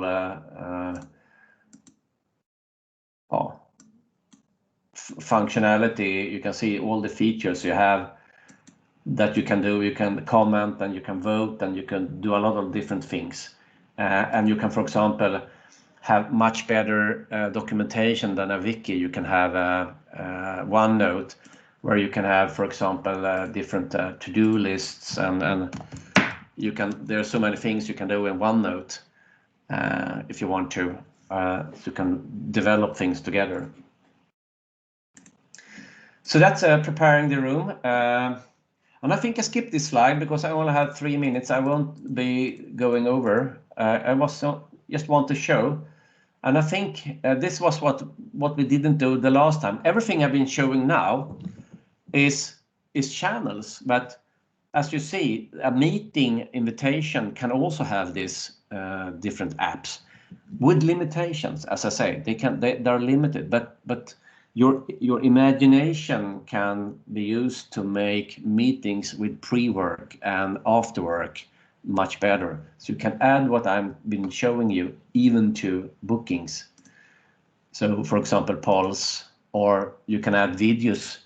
So you can have these pre-work videos added to the calendar booking if you want to. So there are a lot of apps that are optimized for bookings and meetings, but if you don't think that you can use all the apps because some won't work there, but you have to find out yourself. So I'm sorry if I'm making too much information. A last thing, keep your eyes on, if you're going to use Teams, of something called Microsoft Viva. Microsoft Viva they have one app called Learning, which is their learning in the flow of work, learning management systems with a lot of interesting information that could also be integrated in what we are talking about today. And there are more things within Viva, for example, knowledge management, it's called Topics, which can also have informal learning implemented. So look for Viva. So I'm gonna have questions soon. Just gonna summarize. What I've been showing today is that Teams is not only for meetings, it's for distributing activities in time. We're using channels and tabs to have pre and post the meetings. You can have blended learning. You can, I'm gonna show that so I see questions. You can have, you can record instructor. So you don't have to present everything on the meeting. You can have it before in small chunks. You can add quizzes before if you want to, or afterwards maybe. You can have discussions that you facilitate that drives knowledge sharing and progress. And you can also extend the web lesson with a lot of different functionality. Phew, sorry for talking too much in the end, but let's see if you put on your video and see if you have any questions.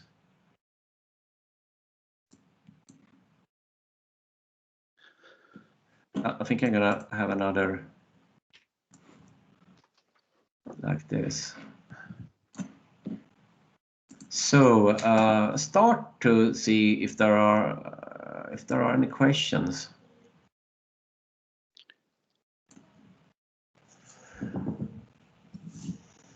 On this last section, we have had a lot of questions. Was I overwhelming you with a lot of functionality?